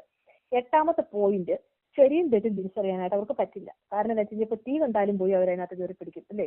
അവർക്ക് എന്താ ശരിയെന്നോ അല്ലെങ്കിൽ എന്താ തെറ്റെന്നോ, ഇപ്പൊ നിലത്തൊരു സാധനങ്ങൾ കിടക്കുന്ന കണ്ട് അത് എടുത്ത് വായിലിടും അല്ലെ. എന്താ ശരി എന്താ തെറ്റെന്ന് അറിയാനായിട്ട് അവർക്ക് പറ്റത്തില്ല. അപ്പോ ഇത്രയ്ക്ക് ഉള്ളതായിരിക്കുന്ന ഒരു മെന്റൽ ഗ്രോത്ത് മാത്രമേ ആ ശിശുക്കൾക്കുള്ളൂ. ഇത് അവരുടെ ആ ശിശുവിന്റെ പ്രത്യേകതയാണ്. ഞാൻ ഒന്നുകൂടെ ഓടിച്ച് പറയാം, അവരെ ഒരിക്കലും തന്നെ ഫുഡ് കഴിക്കത്തില്ല ശിശുക്കള്. അവര് 2ാമത്തെ പോയിന്റ് പറഞ്ഞത് ഈസി ആയിട്ട് അവരെ തന്ത്രങ്ങളിൽ കുടുക്കാനായിട്ട് നമുക്ക് പറ്റും. അവരെ എന്തെങ്കിലുമൊക്കെ കാണിച്ച് അവരെ പറ്റിക്കാൻ പറ്റും. 3ാമത്തെ കാര്യം ഞാൻ പറഞ്ഞതെന്ന് വെച്ച് കഴിഞ്ഞാൽ എന്തെങ്കിലും അട്രാക്റ്റീവ് ആയിട്ടുള്ള കാര്യങ്ങൾ കാണിച്ചാൽ അതിന്റെ പുറകെ പോകുന്നതായിരിക്കുന്ന മനോഭാവം ശിശുക്കൾക്കുണ്ട്. 4ാമത്തെ പറഞ്ഞു എന്ത് കിട്ടിയാലും എടുത്ത് വായിലിടുന്ന ഒരു ഇത് അവർക്കുണ്ട്. 5ാമത്തെ പറഞ്ഞത് അറ്റൻഷൻ കിട്ടാൻ വേണ്ടിയിട്ട് എന്തെങ്കിലുമൊക്കെ അവര് കാണിച്ചു കൂട്ടും. പിന്നെ ഞാൻ സെന്റർ ആയിരിക്കണം അല്ലെങ്കിൽ ഞാൻ അതിന്റെ ഇതിൽ നിൽക്കുന്നുള്ളതായിരിക്കുന്ന, ഞാനാണ് മെയിൻ എന്നുള്ളതായിരിക്കുന്ന ഒരു അറ്റൻഷൻ കിട്ടാനുള്ളതായിരിക്കുന്ന പരിപാടികളെല്ലാം കാണിച്ചു കൂട്ടും. പെട്ടെന്ന് പ്രതികരിക്കുന്നവരാണ് 6ാമത്തെ പോയിന്റ് പറഞ്ഞു. 7ാമത്തെ പോയിന്റ് എന്ന് പറഞ്ഞു കഴിഞ്ഞാൽ മറ്റുള്ളവരെയൊക്കെ കൺട്രോൾ ചെയ്യാനായിട്ട് അവർ ശ്രമിക്കും. 8ാമത്തെ കാര്യം പറഞ്ഞു ശരിയും തെറ്റും തിരിച്ചറിയാനായിട്ട് പാടില്ല. പക്ഷേങ്കിൽ കർത്താവ് പറഞ്ഞു ഈ ശിശുവിനെ പോലെ ആയെങ്കിലേ സ്വർഗരാജ്യത്തിൽ കിടക്കാൻ പറ്റുള്ളൂ എന്ന്. അവിടെ കർത്താവ് ഉദ്ദേശിച്ചെന്ന് പറഞ്ഞാൽ അതൊരു പോസിറ്റീവ് ആയിട്ടുള്ള കാര്യങ്ങളിലെന്ന് വെച്ചാൽ അവർ ക്വിക്ക് ഫോർഗീവ്, അവര് ക്ഷമിക്കാൻ വേണ്ടിയിട്ട് അവരിപ്പോ ഈ പറഞ്ഞ പോലെ എത്ര ഇത് ചെയ്ത് കഴിഞ്ഞാലും പെട്ടെന്ന് കുഞ്ഞുങ്ങൾ മറക്കും അല്ലേ. ഇപ്പൊ നമ്മൾക്കറിയാം നമ്മുടെ കുഞ്ഞുങ്ങളൊക്കെ ആയാലും പെട്ടെന്ന് കാര്യങ്ങൾ അങ്ങ് മറക്കും. അതുപോലെ അവര് ഭയങ്കര ഇന്നസെന്റുവാ. ഈ 2 കാര്യങ്ങളും ഈ സ്വർഗരാജ്യത്തിലേക്ക് ശിശുവിനെ പോലെ ആയി തീർന്നാലാണ് നമുക്ക് എത്താൻ പറ്റത്തുള്ളൂ. അപ്പൊ അത് 2 ആസ്പെക്ട് ആയതുകൊണ്ട് ഞാൻ അതും കൂടി അങ്ങ് പറഞ്ഞതേ ഉള്ളൂ. അപ്പൊ അതുകൊണ്ട് കുഞ്ഞുങ്ങളുടെ സ്വഭാവം എന്ന് പറയുമ്പോൾ ഈ പറഞ്ഞതായിരിക്കുന്ന ഈ 8 സ്വഭാവങ്ങൾ, ഈ ക്വിക്ക് ഫോർഗീവും ഇന്നസെന്റും വിട്ടിട്ട് ബാക്കിയുള്ളതായിരിക്കുന്ന ഈ സ്വഭാവങ്ങൾ, ഒരു ശിശുവിന്റെ സ്വഭാവങ്ങൾ, ഇത് ഏതെങ്കിലും എന്റെ ജീവിതത്തിൽ ഉണ്ടെങ്കിൽ ഞാനിപ്പോ ശിശുവാ. നമ്മൾ മറ്റേത് ഓൾറെഡി വചനപ്രകാരം പറഞ്ഞു, പക്ഷെ സ്റ്റിൽ നമ്മൾ ആ ശിശുവിന്റെ സ്വഭാവം ഒന്ന് നോക്കിയെന്ന് മാത്രമേ ഉള്ളൂ. അപ്പൊ അതുകൊണ്ട് ഇന്ന് സമയം ഞാനിങ്ങനെ നോക്കുമായിരുന്നു. ഓക്കെ, ഇന്ന് നമ്മളെ ദൈവം കേട്ട വചനങ്ങളാൽ ദൈവം നമ്മളെ സഹായിക്കട്ടെ. കർത്താവ് അതുകൊണ്ട് സ്പിരിച്വൽ ആയിട്ട് ഈ ദിവസങ്ങളിൽ വളരെ ഈ പറഞ്ഞതുപോലെ വചനങ്ങളെല്ലാം അനുസരിച്ച് വചനപ്രകാരം മുന്നോട്ട് വളരാൻ തക്കവണ്ണം കർത്താവിന്റെ കൃപ നമ്മളോട് കൂടിയിരിക്കട്ടെ. ദൈവം അനുഗ്രഹിക്കട്ടെ. Thank you pastor. ഞാൻ പ്രാർത്ഥിക്കാം പാസ്റ്റർ. ഹല്ലേലൂയ. സ്തോത്രം സ്തോത്രം സ്തോത്രം. ഹല്ലേലൂയ. ഞങ്ങളെ അളവിടാതെ സ്നേഹിക്കുന്ന പരിശുദ്ധനായിരിക്കുന്ന ദൈവമേ, സ്വർഗീയ പിതാവേ, എന്റെ കർത്താവേ, ഞങ്ങളെ കർത്താവേ ഞങ്ങളോട് സംസാരിച്ച വചനത്തിനായി സ്തോത്രം ചെയ്യുന്നു. കർത്താവേ ഹല്ലേലൂയ. വചനത്തിലൂടെ ഹറബലെ ഹത്തുരക ശംഥേലിറിയ കരവ ശംഥേലിറിയ ലസൂറിയ ലഗശത്തെ ഹല്ലേലൂയ. ദൈവത്തിന്റെ വലിയ കൃപ ഞങ്ങളോട് കൂടിയിരുന്നതിനായി സ്തോത്രം. എന്റെ കർത്താവേ ഹല്ലേലൂയ. ഞങ്ങളുടെ വളർച്ചയ്ക്ക് ആവശ്യമായിട്ടുള്ളതൊക്കെയും കർത്താവ് ഞങ്ങൾക്ക് ദാനം ചെയ്തിട്ടുണ്ട്. എന്റെ കർത്താവെ, വചനത്തിൽ ആശ്രയിച്ച് മുന്നോട്ട് പോകുവാൻ ദൈവം ഞങ്ങളെ സഹായിക്കുമാറാകണമെന്ന് പ്രാർത്ഥിക്കുകയാണ്. എന്റെ കർത്താവിന്റെ കൃപ ഞങ്ങളോട് കൂടിയിരിക്കണം. എന്റെ കർത്താവെ ഹല്ലേലൂയ. ദിവസങ്ങളിൽ ദൈവം ആഗ്രഹിക്കുന്നത് പോലെ ജീവിപ്പാൻ ദൈവം ഞങ്ങളെ സഹായിക്കണമേ കർത്താവെ. അപ്പൊ അവിടെ നിന്ന് എന്ത് പറയുന്നുവോ അതനുസരിക്കുന്ന ഒരു മനോഭാവമുള്ളവരായി കർത്താവെ ഹല്ലേലൂയ. ഒരു സ്പിരിച്വൽ മെച്യൂരിറ്റി ഞങ്ങളുടെ ജീവിതത്തിൽ വേണം. ആത്മീയമായി വളർന്നവരായി ഹല്ലേലൂയ ഞങ്ങൾ മുന്നോട്ട് പോകണം കർത്താവെ. അതുകൊണ്ട് ദൈവം ആഗ്രഹിക്കുന്നത് പോലെ തന്നെ കർത്താവെ ഹല്ലേലൂയ ഓരോ കാര്യങ്ങളും ചെയ്തെടുക്കുവാൻ ദൈവത്തിന്റെ പരിശുദ്ധാത്മാവിന്റെ കൃപ ഈ ദിവസങ്ങളിൽ ഞങ്ങളുടെ മേൽ പകരേണ്ടതിനായി പ്രാർത്ഥിക്കുകയാണ്. ഹല്ലേലൂയ. കർത്താവിന്റെ സന്നിധിയിൽ താഴ്ന്നവരാക്കി ദൈവം ഞങ്ങളെ മാറ്റണമേ. എന്റെ കർത്താവ് ഹല്ലേലൂയ. കർത്താവെ താഴ്ത്തപ്പെട്ടവനായിരിക്കുന്ന കർത്താവ്, എന്നാൽ ആ പൈശാചിക മണ്ഡലമാണ് കർത്താവെ പ്രൗഡ് കാണിച്ച് നിന്നതും. എന്റെ കർത്താവെ അവനെ കർത്താവെ തള്ളിയിട്ടതും കർത്താവെ അഹങ്കാരം കൊണ്ടാണല്ലോ. എന്റെ കർത്താവെ എന്റെ ജീവിതത്തിൽ ഒരിക്കലും ഒരു പ്രൗഡ് വരാതെ ഹല്ലേലൂയ ദൈവസന്നിധിയിൽ ഹംബിളായിരിക്കാൻ ദൈവം ഞങ്ങളെ സഹായിക്കുമാറാകണമെന്ന് പ്രാർത്ഥിക്കുകയാണ്. എന്റെ കർത്താവേ ഹല്ലേലൂയ, എന്റെ ദൈവം ആഗ്രഹിക്കുന്ന നിലവാരത്തിൽ ഞങ്ങളുടെ വാക്കുകൾ ദിവസങ്ങൾ ഡെവലപ്പ് ആകുവാൻ ദൈവം ഞങ്ങളെ സഹായിക്കണമേ. ഹതുരേ ശംഖേലൂറിയാല കലഹസ്തേ അത്താരക ശംഖലൂറിയാരക സ്യാത്തലാല വർത്തൂരി കാസേർ ഗത്തരുകതനാസിയാരവ ലീബാര ഹംദലാരക സീഥനാരക സിയത്തലൂരി കവാസിയാരോഷത്തെ ഉൽബാനാ റബൽതൂരി കഷാല രൂത്യാരകരകസ്തേ നമാറിയൽ തൂക ശംഖലൂറിയ. ഹല്ലേലൂയ കർത്താവേ, തീയിലും വെള്ളത്തിലും കൂടി നടക്കേണ്ടി വന്നാലും ദൈവം ഞങ്ങളെ സമൃദ്ധിയിലേക്ക് കൊണ്ടുവന്ന ദൈവമായിരിക്കാൻ സ്തോത്രം.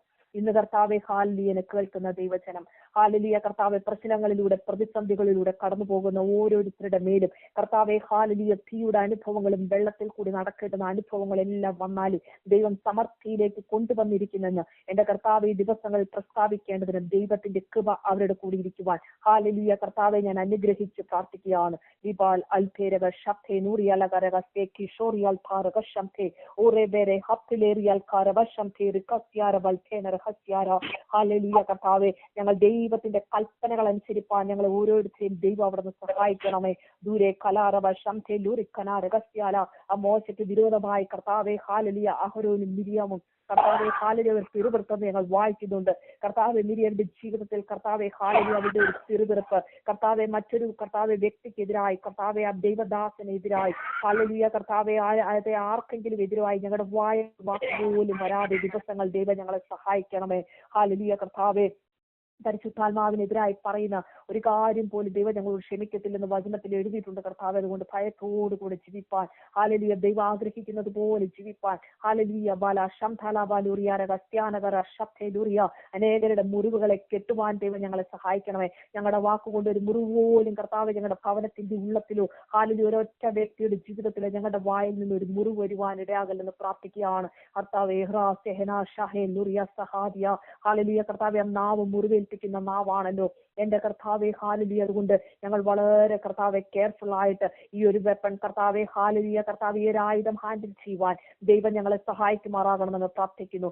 ദൈവത്തിന്റെ കൃപ ഞങ്ങളോടുകൂടി ഇരിക്കേണ്ടതിന് ഞങ്ങൾ ദൈവകരങ്ങളിലേക്ക് ഏൽപ്പിച്ച് പ്രാർത്ഥിക്കുകയാണ് കർത്താവെ. അനേകരെ മുറികെട്ടേണ്ട നാവാണ് ഞങ്ങളുടെ നാവ്. അതുകൊണ്ട് ഒരാൾക്കും കർത്താവ് വേദന ഉണ്ടാക്കുന്ന ഒന്നുപോലും പറയുവാൻ എന്റെ കർത്താവ് അനുവദിക്കാതെ ഓരോ വ്യക്തികളെയും ദൈവം അവിടുന്ന് അനുഗ്രഹിക്കുമാറാകണമെന്ന് പ്രാർത്ഥിക്കുന്നു. എന്റെ കർത്താവെ ഹല്ലേലൂയ ദൈവസ്ഥാനത്ത് ഞങ്ങളുടെ കൂടെ പോരണമേ. ഞങ്ങൾ പോകുമ്പോൾ, ഞങ്ങൾ നടക്കുമ്പോൾ, ഞങ്ങൾ ഇരിക്കുമ്പോൾ എപ്പോഴും കർത്താവിന്റെ വചനം സംസാരിപ്പാൻ, ഞങ്ങളുടെ തലമുറയോട് വചനം സംസാരിച്ചു കൊണ്ടിരിപ്പാൻ, ഈ വചനം ആധാരമാക്കി ജീവിപ്പാൻ ദൈവം ഞങ്ങളെ സഹായിക്കണമേ. ഈ വചനം വിട്ട് ഇടത്തോട്ടോ വലത്തോട്ടോ മാറാതെ എന്റെ കർത്താവ് വെച്ചിരിക്കുന്ന അതേ ട്രാക്കിൽ നിന്നുകൊണ്ട് കർത്താവിനെ മാത്രം നോക്കി മുന്നോട്ട് ഓടുവാൻ ദൈവം ഞങ്ങളെ സഹായിക്കണമേ. ഈ ദിവസങ്ങളിൽ ആത്മാവിന്റെ വലിയ ഗൈഡൻസ് ദൈവം ഞങ്ങളുടെ ഉള്ളത്തിൽ നൽകണമേ. എന്റെ കർത്താവിന്റെ കൃപ ഞങ്ങളുടെ കൂടി ഇരുന്നത് കൊണ്ട് സ്തോത്രം. ഞങ്ങളുടെ കർത്താവെ ഹല്ലേലൂയ കർത്താവെ, ഭവനങ്ങളെ ദൈവത്തിന്റെ കരങ്ങളിലേക്ക് ഏൽപ്പിച്ച് പ്രാർത്ഥിക്കുകയാണ്. ദൈവശക്തി വെളിപ്പെടുന്ന ഭവനങ്ങളാക്കി ഞങ്ങളുടെ ഭവനങ്ങളെ ദൈവം മാറ്റുന്നതിനായി സ്തോത്രം. ഹല്ലേലൂയ ഞങ്ങളുടെ കുഞ്ഞുങ്ങളെ കർത്താവ് അനുഗ്രഹിക്കുന്നതിനായി സ്തോത്രം. ഞങ്ങളുടെ തലമുറകളുടെ മേൽ ദൈവശക്തി വ്യാപരിക്കുന്നതിനായി സ്തോത്രം ചെയ്യുന്നു. ഞങ്ങൾ തിരിഞ്ഞ് ശിശുക്കളെ പോലെ ആകാതെ എന്റെ കർത്താവെ ഹല്ലേലൂയ കർത്താവ് വളർത്ത കർത്താവിന് വേണ്ടി ഫലം കായ്പാൻ ക്രിസ്തു എന്ന തലയോളം വളരുവാൻ അവിടുന്ന് ഞങ്ങളെ സഹായിക്കണമേ. ഞങ്ങളുടെ പ്രാർത്ഥന കേട്ടതിനായി സ്തോത്രം ചെയ്യുന്നു കർത്താവെ. സകല മഹത്വവും ദൈവത്തിന് സമർപ്പിക്കുന്നു. പ്രയർ ലൈനെ അനുഗ്രഹിക്കുന്നു. കൂടി വന്ന ഓരോ വ്യക്തികളെ അനുഗ്രഹിക്കുന്നു. സകലരുടെ മേലും ദൈവശക്തി വ്യാപരിക്കണമേ. ദൈവത്തിന്റെ മഹത്വം വ്യാപരിക്കണമേ. ഹല്ലേലൂയ ഞങ്ങൾ ദിവസങ്ങളിൽ കൃപകളാൽ നിറയ്ക്കണമേ. ഞങ്ങളെ വളർത്തണം കർത്താവെ. ശക്തിയോടെ കർത്താവിന് വേണ്ടി നിൽപ്പാൻ കർത്താവെ ആത്മാവിൽ എരിവുള്ളവരായി ഉത്സാഹത്തിലും മടുപ്പില്ലാതെ കർത്താവെ ഹല്ലേലൂയ എരിവോടെ ദൈവത്തെ സേവിപ്പാൻ ദൈവം ഞങ്ങളെ സഹായിക്കണമേ. ഞങ്ങളുടെ ജീവിതത്തിൽ ആവശ്യമായിരിക്കുന്ന ജ്ഞാനം ദൈവം നൽകണമേ. പരിജ്ഞാനം നൽകണമേ. ദർശനങ്ങളെ നൽകണമേ. വെളിപ്പാടുകളെ നൽകണമേ. കൃപാവരങ്ങളെ കൊണ്ട് ദൈവങ്ങൾ നിറയ്ക്കണമേ. രോഗശാന്തിയുടെ വരം നൽകണമേ. പ്രവചനത്തിന്റെ വരം ദൈവം നൽകണമേ. അന്യഭാഷയുടെ വ്യാഖ്യാനങ്ങൾ നൽകണമേ. പുത്തൻ ഭാഷകളെ നൽകണമേ. കർത്താവ് കടന്നു വരുന്ന ഓരോ വ്യക്തി ജീവിതങ്ങളെയും കർത്താവ് അനുഗ്രഹിക്കണമേ. പ്രാർത്ഥന കേട്ടനായി സ്തോത്രം യേശുവിന്റെ നാമത്തിൽ തന്നെ ആമേൻ.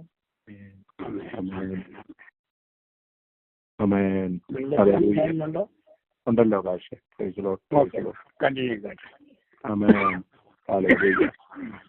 Thank you, sister. Thank you very much for sharing God's word. Really bless our heart. Thank you. Okay. Thank you. Hallelujah. കർത്താവിന് നന്ദിയോടെ സ്തോത്രം. ഒരു കാര്യം കൂടെ ചോദിച്ചോട്ടെ ഇടയ്ക്ക്.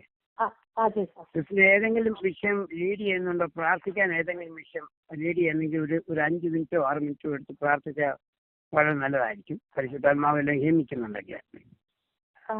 പ്രത്യേകിച്ച് അങ്ങനെയൊന്നും ഞാൻ ഓൾറെഡി പ്രാർത്ഥിച്ചു പക്ഷേ പ്രത്യേകിച്ച് അങ്ങനെയൊന്നും തോന്നുന്നില്ല പക്ഷേ. ഓക്കെ ഓക്കെ ഓക്കെ ഓക്കെ എന്നാ കുഴപ്പമില്ല. Thank you. Okay pastor. Okay. Amen. Praise the Lord. Hallelujah. കർത്താവിന് സ്തോത്രം. അനുഗ്രഹിക്കപ്പെട്ട ഒരു നല്ല ആലോചന. വചനത്തിൽ കൂടെ പഠനം എന്ന രീതിയിൽ പഠിപ്പിക്കുന്ന രീതിയിൽ കർത്താവിന്റെ ദാസി അനേക കാര്യങ്ങൾ നമ്മെ മനസ്സിലാക്കിയല്ലോ. ക്രിസ്തു എന്ന തലയോളം വളരുവാൻ. അപ്പൊ ഒരു വളർച്ച, ആത്മീയ വളർച്ചയെ കുറിച്ചാണല്ലോ കർത്താവിന്റെ ദാസി പറഞ്ഞത്. അത് വളരുന്നതിന് ഒരു വിത്ത് നിലത്ത് വീണാലേ അത് ദൈവവചനം തന്നെ പറയുന്നത് അത് ചാകുന്നില്ലെങ്കിൽ തനിയെ ഇരിക്കുന്നു, പത്തുമെങ്കിലോ വളരെ ഫലം കായ്ക്കുന്നു. ദൈവത്തിന് സ്തോത്രം. ദൈവവചനം അത് നമ്മുടെ ഹൃദയത്തിൽ, നമ്മുടെ ജീവിതത്തിൽ അത് ഫലം കായ്ക്കണം. നാം കേൾക്കുന്നതായ ദൈവത്തിന്റെ വചനം. നമ്മള്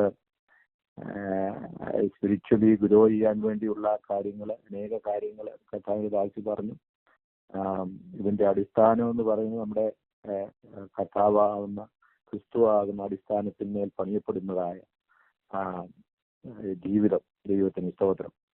വചനമെന്ന മായമില്ലാത്ത പാല് കുടിച്ച് വളരുവാൻ അനേക കാര്യങ്ങൾ നമ്മള് കർത്താവിന്റെ ദാസി പറഞ്ഞത്, പത്രോസിന്റെ ലേഖനം എന്ന് പറഞ്ഞല്ലോ, എല്ലാ ചതിവും വ്യാജഭാവവും അസൂയയും എല്ലാ നുണയും നീക്കിക്കളയണം. ഇപ്പോൾ ജനിച്ച ശിശുക്കളെ പോലെ രക്ഷയ്ക്കായി വളരുവാൻ വചനമെന്ന മായമില്ലാത്ത പാൽ കുടിക്കും. ദൈവത്തിന് സ്തോത്രം. വളരുന്നതിന്റെ സയൻസ് ഒക്കെ 10 സയൻസ് ഒക്കെ പറഞ്ഞല്ലോ. ചില കാര്യങ്ങൾ ഞാൻ ഓർമ്മിപ്പിക്കട്ടെ. സ്നേഹത്തിൽ സത്യം സംസാരിക്കുന്നവരായിരിക്കണം. നമ്മുടെ വാക്കുകളും നമ്മുടെ മറ്റുള്ളവരോടുള്ള ഇടപാടിൽ നാം സംസാരിക്കുന്നതെല്ലാം, പറയുന്ന കാര്യങ്ങളെല്ലാം സത്യമായിരിക്കണം. നമ്മൾ വ്യാജഭാവം എന്നാൽ ഒന്നും നമ്മുടെ ജീവിതത്തിൽ ഉണ്ടായിരിക്കില്ല. പ്രിറ്റൻഡ് ചെയ്യുന്നു, പ്രിറ്റൻഷൻ. നമ്മൾ അഭിനയം നമ്മുടെ ജീവിതത്തിൽ, അഭിനയം എന്ന് പറഞ്ഞാല് പ്രിറ്റൻഡ് ചെയ്യും. നമ്മളെ തന്നെ ഒന്ന് ഇല്ലാത്തതിനെ ഉള്ളതുപോലെ കാണിക്കുന്ന ഒരനുഭവം നമ്മുടെ ജീവിതത്തിൽ. ക്രിസ്തീയ വളർച്ചയിൽ നമ്മൾ അങ്ങനെ ചെയ്യാൻ പാടില്ല. സത്യം സംസാരിക്കുന്നവരെ നമ്മൾ നമ്മുടെ പുറമേ ആയാലും അകമേ ആയാലും, നമ്മൾ എവിടെയായിരുന്നാലും, ജോലി സ്ഥലത്തായിരുന്നാലും, വീട്ടിലായിരുന്നാലും, വെളിയിലായിരുന്നാലും, ദൈവസഭയിലായിരുന്നാലും, നമ്മുടെ പുറമേ കാണുന്നത് പോലെ തന്നെ ആയിരിക്കണം നമ്മുടെ അകവും. നമ്മുടെ അകം എങ്ങനെയുണ്ടോ അത് പുറത്ത് കാണും. അല്ല, രണ്ട് ജീവിത രീതിയിലായിരിക്കരുത്. സത്യം സംസാരിക്കുന്നവരായി തീരണം എന്നൊക്കെ. പിന്നെ വചനമെന്ന മായമില്ലാത്ത പാല് കുടിച്ച് നമ്മൾ പച്ചക്കാരാകല്ല, ഒരു ഇമ്പാർഷ്യലാകണം. ദൈവമക്കളെല്ലാവരും നീതിക്ക് വേണ്ടി നിൽക്കുന്നവരായിരിക്കണം, സത്യത്തിന് വേണ്ടി നിൽക്കുന്നവരായിരിക്കണം. നമ്മൾ മുഖപക്ഷം കാണിച്ചാൽ പാപം ചെയ്യുന്നു എന്നൊക്കെ അതുപോലെ പറയുന്നത്. അങ്ങനെ ഒരു സ്വഭാവത്തിലേക്ക് നമ്മൾ വന്നെങ്കിൽ മാത്രമേ സ്പിരിച്വൽ മെച്യൂരിറ്റി, ആത്മീയ വളർച്ച നാം പ്രാപിക്കുന്നവരായി തീരണം. അനേക കാര്യങ്ങൾ കർത്താവിന്റെ ദാസി പറഞ്ഞല്ലോ. എല്ലാവരോടും സമാധാനം ആചരിക്കണം, എല്ലാവരോടും സമാധാനം ആചരിക്കണം, ശുദ്ധീകരണം പ്രാപിപ്പാൻ ഉത്സാഹിപ്പിക്കുന്നുണ്ട് അവരേക്ക് പറയുന്നത്. അപ്പം നമ്മുടെ ജീവിതത്തില് നമുക്ക് എന്തെങ്കിലും പ്രയാസമുണ്ടെങ്കിൽ ഇതൊക്കെ ദൈവസേനയിൽ വെച്ച് കളഞ്ഞ് ക്ഷമിക്കുക. കുഞ്ഞുങ്ങളൊക്കെ ആണെങ്കിൽ ഓടി പറഞ്ഞ് അവസാനിപ്പിച്ചത് ഫോർഗീവ് ചെയ്യുക, ഫോർഗെറ്റ് ചെയ്യുക. കുഞ്ഞുങ്ങൾക്ക് അറിയത്തില്ല തെറ്റേതാ ശരിയാ, അല്ലെങ്കിൽ അവർക്ക് ഇന്നസെന്റാണ്. ആ ഇന്നസെന്റ് ജീവിതമായിരിക്കണം ഒരു ദൈവ പൈതന്റെ ജീവിതത്തിൽ. ഇന്നസെന്റ് ആയിരിക്കണം എല്ലാത്തിനകത്തും. എന്തെങ്കിലും പ്രയാസം ഏതെങ്കിലും ഉണ്ടായാൽ മറക്കാനും ക്ഷമിക്കാനും ഉള്ള മനസ്സിൽ. കൊച്ചു കുഞ്ഞുങ്ങളോടൊക്കെ എന്തെല്ലാം ചെയ്താലും അവര് ഒരു നിമിഷം കഴിയുമ്പോൾ അത് ഓർക്കത്തേ ഇല്ല, അറിയത്തേ ഇല്ല. അപ്പൊ അനേക കാര്യങ്ങൾ നമ്മുടെ ആത്മീയ വളർച്ചയ്ക്ക് വേണ്ടിയതെല്ലാം കർത്താവിന്റെ ദാസി ഒന്നൊന്നായിട്ട് പറഞ്ഞ് നമ്മളെ മനസ്സിലാക്കിയല്ലോ. കുഞ്ഞുങ്ങളെ പോലെ നമ്മള് ഫീഡ് ചെയ്യുന്നവരായി മറ്റുള്ളവരെ ഫീഡ് ചെയ്യില്ല, നമ്മൾ തന്നെ വളരണം. കേൾക്ക മാത്രമല്ല, അത് നമ്മൾ പരിശോധിച്ച് എപ്പോഴും കർത്താവിന്റെ ദാസൻ പറയുന്നത് ബെരോവയിലുള്ളവര് തെസ്സലോനിക്കയിലുള്ളവരെക്കാളിലും ഉത്തമന്മാരായിരുന്നു അവർ. വചനം കേൾക്ക മാത്രമല്ല, അത് അങ്ങനെ തന്നെ ഒന്ന് പരിശോധിക്കണം. അപ്പൊ നമ്മൾ വചനം കേൾക്കുന്നതെല്ലാം അങ്ങ് ഭക്ഷിക്കുകയല്ല, ദൈവവചനമാണെന്ന് നോക്കണം. നമ്മൾ തന്നെ പഠിക്കണം. നമ്മൾ തന്നെ വചനത്തിന് മുമ്പാകെ ഇരിക്കുമ്പോഴാണ് ദൈവത്തിന്റെ വചനം നമുക്ക് വെളിപ്പെടുത്തി തരുന്നത്. ദൈവത്തിന്റെ ആത്മാവ് നമുക്ക് വചനം വെളിപ്പെടുത്തി തരുന്നത്. വചനത്തിന്റെ മർമ്മങ്ങൾ എന്നോട് ചോദിക്കുക, യാചിക്കുക, എന്നോട് അപേക്ഷിച്ചാൽ ഞാൻ ഉത്തരം വരുള്ളൂ. നീ അതിമഹത്തായതും അറിയാത്തതുമായ കാര്യങ്ങളെ ഞാൻ നിന്നെ അറിയിക്കാവുന്നു. യെരമ്യാ പ്രവാചകൻ വിളിച്ച് പറയുന്നുണ്ട്. ദൈവത്തിന്റെ സ്തോത്രം. ദൈവത്തോട് ചോദിച്ചാൽ മതി. ഹല്ലേലൂയ. നാം തന്നെ വചനം കേൾക്കുക മാത്രമല്ല, നമ്മളെ തന്നെ അത് അനുസരിക്കുന്നവരായി ചെയ്യുന്നവരായി തീരണം. ദൈവത്തിന് സ്തോത്രം. അനേക കാര്യങ്ങൾ വളരെ ശാന്തമായി വിശദീകരിച്ച് നമ്മെ പഠിപ്പിച്ച് നമ്മളെ ശ്രദ്ധിച്ച് ആരംഭിച്ച് പറഞ്ഞ പോലെ എഴുതിയെടുക്കുകയൊക്കെ ചെയ്തിട്ടുള്ളവർക്ക് അതൊക്കെ അനുഗ്രഹമായി തീരട്ടെ. ദൈവത്തിന് സ്തോത്രം. വളർച്ചയ്ക്ക് വേണ്ടതായ 10 കാര്യങ്ങൾ പറഞ്ഞു. പിന്നെ കുഞ്ഞുങ്ങളെ കുറിച്ചും പ്രിയപ്പെട്ടവള് പറഞ്ഞു 8 കാര്യങ്ങൾ. ദൈവത്തിന് സ്തോത്രം. അതെല്ലാം നമ്മുടെ ക്രിസ്തീയ വളർച്ചയ്ക്ക്, ആത്മീയ വളർച്ചയ്ക്ക് കാരണമായി തീരട്ടെ എന്ന് ഞാൻ പ്രാർത്ഥിക്കുന്നു. കർത്താവിന്റെ ദാസിയെ പിന്നെയും കർത്താവ് ധാരാളമായി അനുഗ്രഹിക്കട്ടെ. ഈ പ്രയർ ലൈനിൽ എല്ലാ വെള്ളിയാഴ്ചയും കടന്നു വന്ന് ദൈവവചനം ശുശ്രൂഷിക്കുകയും അനുഗ്രഹിക്കപ്പെട്ട ആലോചന പറയുകയും ചെയ്ത് പ്രാർത്ഥിക്കുകയും ഒക്കെ ചെയ്ത് കർത്താവ് നമ്മെ കർത്താവിന്റെ ദാസിൽ കൂടെ അനുഗ്രഹിച്ചുകൊണ്ടിരിക്കാൻ ഞാൻ ചെയ്യുന്ന കുടുംബമായി കുഞ്ഞുങ്ങളെല്ലാം കർത്താവ് അനുഗ്രഹിക്കട്ടെ. പരിശുദ്ധ ദൈവമേ, സ്വർഗീയ പിതാവേ, ഞങ്ങൾ നന്ദിയോടെ സ്തോത്രം ചെയ്യുന്നു. ഇന്ന് രാത്രികാലം വീണ്ടും ഞങ്ങളെ കേൾപ്പിച്ച് അനുഗ്രഹിക്കപ്പെട്ട ദൈവിക ആലോചനകൾക്കായി നന്ദിയോടെ സ്തോത്രം. ദൈവത്തിന്റെ ആത്മാവ് ദാസി കൊടുത്തിരിക്കുന്ന പരിജ്ഞാനത്തിനായി സ്തോത്രം. അത് അനേകർക്ക് പങ്കിടുവാൻ, അത് അനേകർക്ക് അനുഗ്രഹമായി തീരുവാൻ, അനേകർക്ക് ആത്മീയ വളർച്ചയ്ക്ക് കാരണമായി തീരുവാൻ കർത്താവേ, ഈ പ്രളയത്തിൽ കടന്നു വന്ന് അത് ലിസൺ ചെയ്യുന്ന എല്ലാവർക്കും, കേൾക്കുന്നവർക്ക് എല്ലാവർക്കും അനുഗ്രഹമാക്കി തീർത്തുകൊണ്ടിരിക്കാൻ ഞങ്ങൾ നിനക്ക് നന്ദിയോടെ സ്തോത്രം ചെയ്യുന്നു. പിന്നെയും കർത്താവെ, വചനത്തിന്റെ വാതിലിലേക്ക് തുറക്കണമേ കർത്താവെ. ജ്ഞാനത്തിന്റെയും പരിജ്ഞാനത്തിന്റെയും ആത്മാവിനെ നൽകിക്കൊടുത്ത് ഹല്ലേലൂയ, അത് അനേകർക്ക് ആശ്വാസവും വിടുതലും അനുഗ്രഹവും ആയിരിക്കാൻ കർത്താവെ, കുടുംബമായി നിന്റെ കുഞ്ഞുങ്ങളെ അനുഗ്രഹിച്ചാട്ട് കർത്താവെ. ഹല്ലേലൂയ, കുഞ്ഞുങ്ങളൊക്കെ തലമുറകളൊക്കെ ദൈവത്താൽ അനുഗ്രഹിക്കപ്പെട്ടവരായി തീരട്ടെ. ഹല്ലേലൂയ, ദൈവത്തിന് സ്തോത്രം ചെയ്യുന്നു. തിരുനാമ മഹത്വത്തിനായി എന്റെ ദാസിയെ ഉപയോഗിച്ചാട്ട് കർത്താവെ ഈ പ്രയർ ലൈൻ ഒരു അനുഗ്രഹമാക്കി തീർത്തിരിക്കാൻ നന്ദിയോടെ സ്തോത്രം.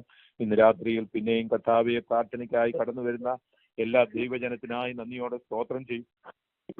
കർത്താവ് എല്ലാവരെയും കർത്താവ് അനുഗ്രഹിക്കണമേ, പ്രാർത്ഥനയ്ക്കായി ഒരുക്കണമേ കർത്താവെ. നന്ദിയോടെ സ്തോത്രം. എല്ലാവർക്കും ആരോഗ്യവും ബലവും സൗഖ്യം നൽകണമേ. രോഗദുഃഖാദികളിൽ നിന്നെല്ലാം വിടുവിച്ചാട്ട് കർത്താവെ നന്ദിയോടെ ഞങ്ങൾ അങ്ങേ സ്തുതിക്കുന്നു.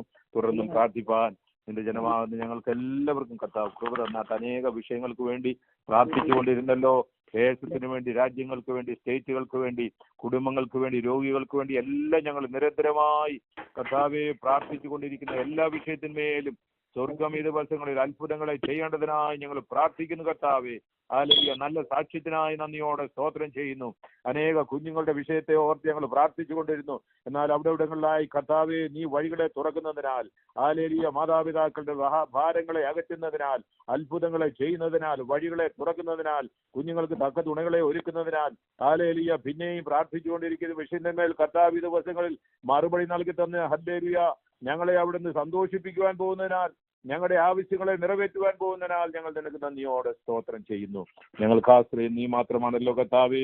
ഹല്ലേലൂയ, ഞങ്ങൾ പിന്നെയും നിരന്തരമായി പ്രാർത്ഥിപ്പാൻ, ഹല്ലേലൂയ, അനേക വിഷയങ്ങൾക്ക് വേണ്ടി എഴുതി നിൽപ്പാൻ പ്രാർത്ഥിച്ചുകൊണ്ടിരിക്കുന്ന വിഷയങ്ങൾ തന്നെ പിന്നെയും ഞങ്ങൾ ഹല്ലേലൂയ കർത്താവേ പ്രാർത്ഥിക്കുന്നു. ഹല്ലേലൂയ, അവിടുന്ന് കൃപ ലഭിക്കുവോളം, ഉത്തരമരുളുവോളം, മറുപടി ലഭിക്കുവോളം ഞങ്ങൾ അങ്ങയോട് അപേക്ഷിച്ചു കൊണ്ടിരിക്കുകയാണ് കർത്താവേ.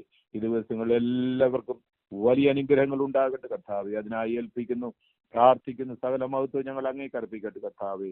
ഹല്ലേലൂയ. പ്രാർത്ഥന കടന്നാൽ സ്തോത്രം. യേശു ക്രിസ്തുവിന്റെ നാമത്തിൽ തന്നെ.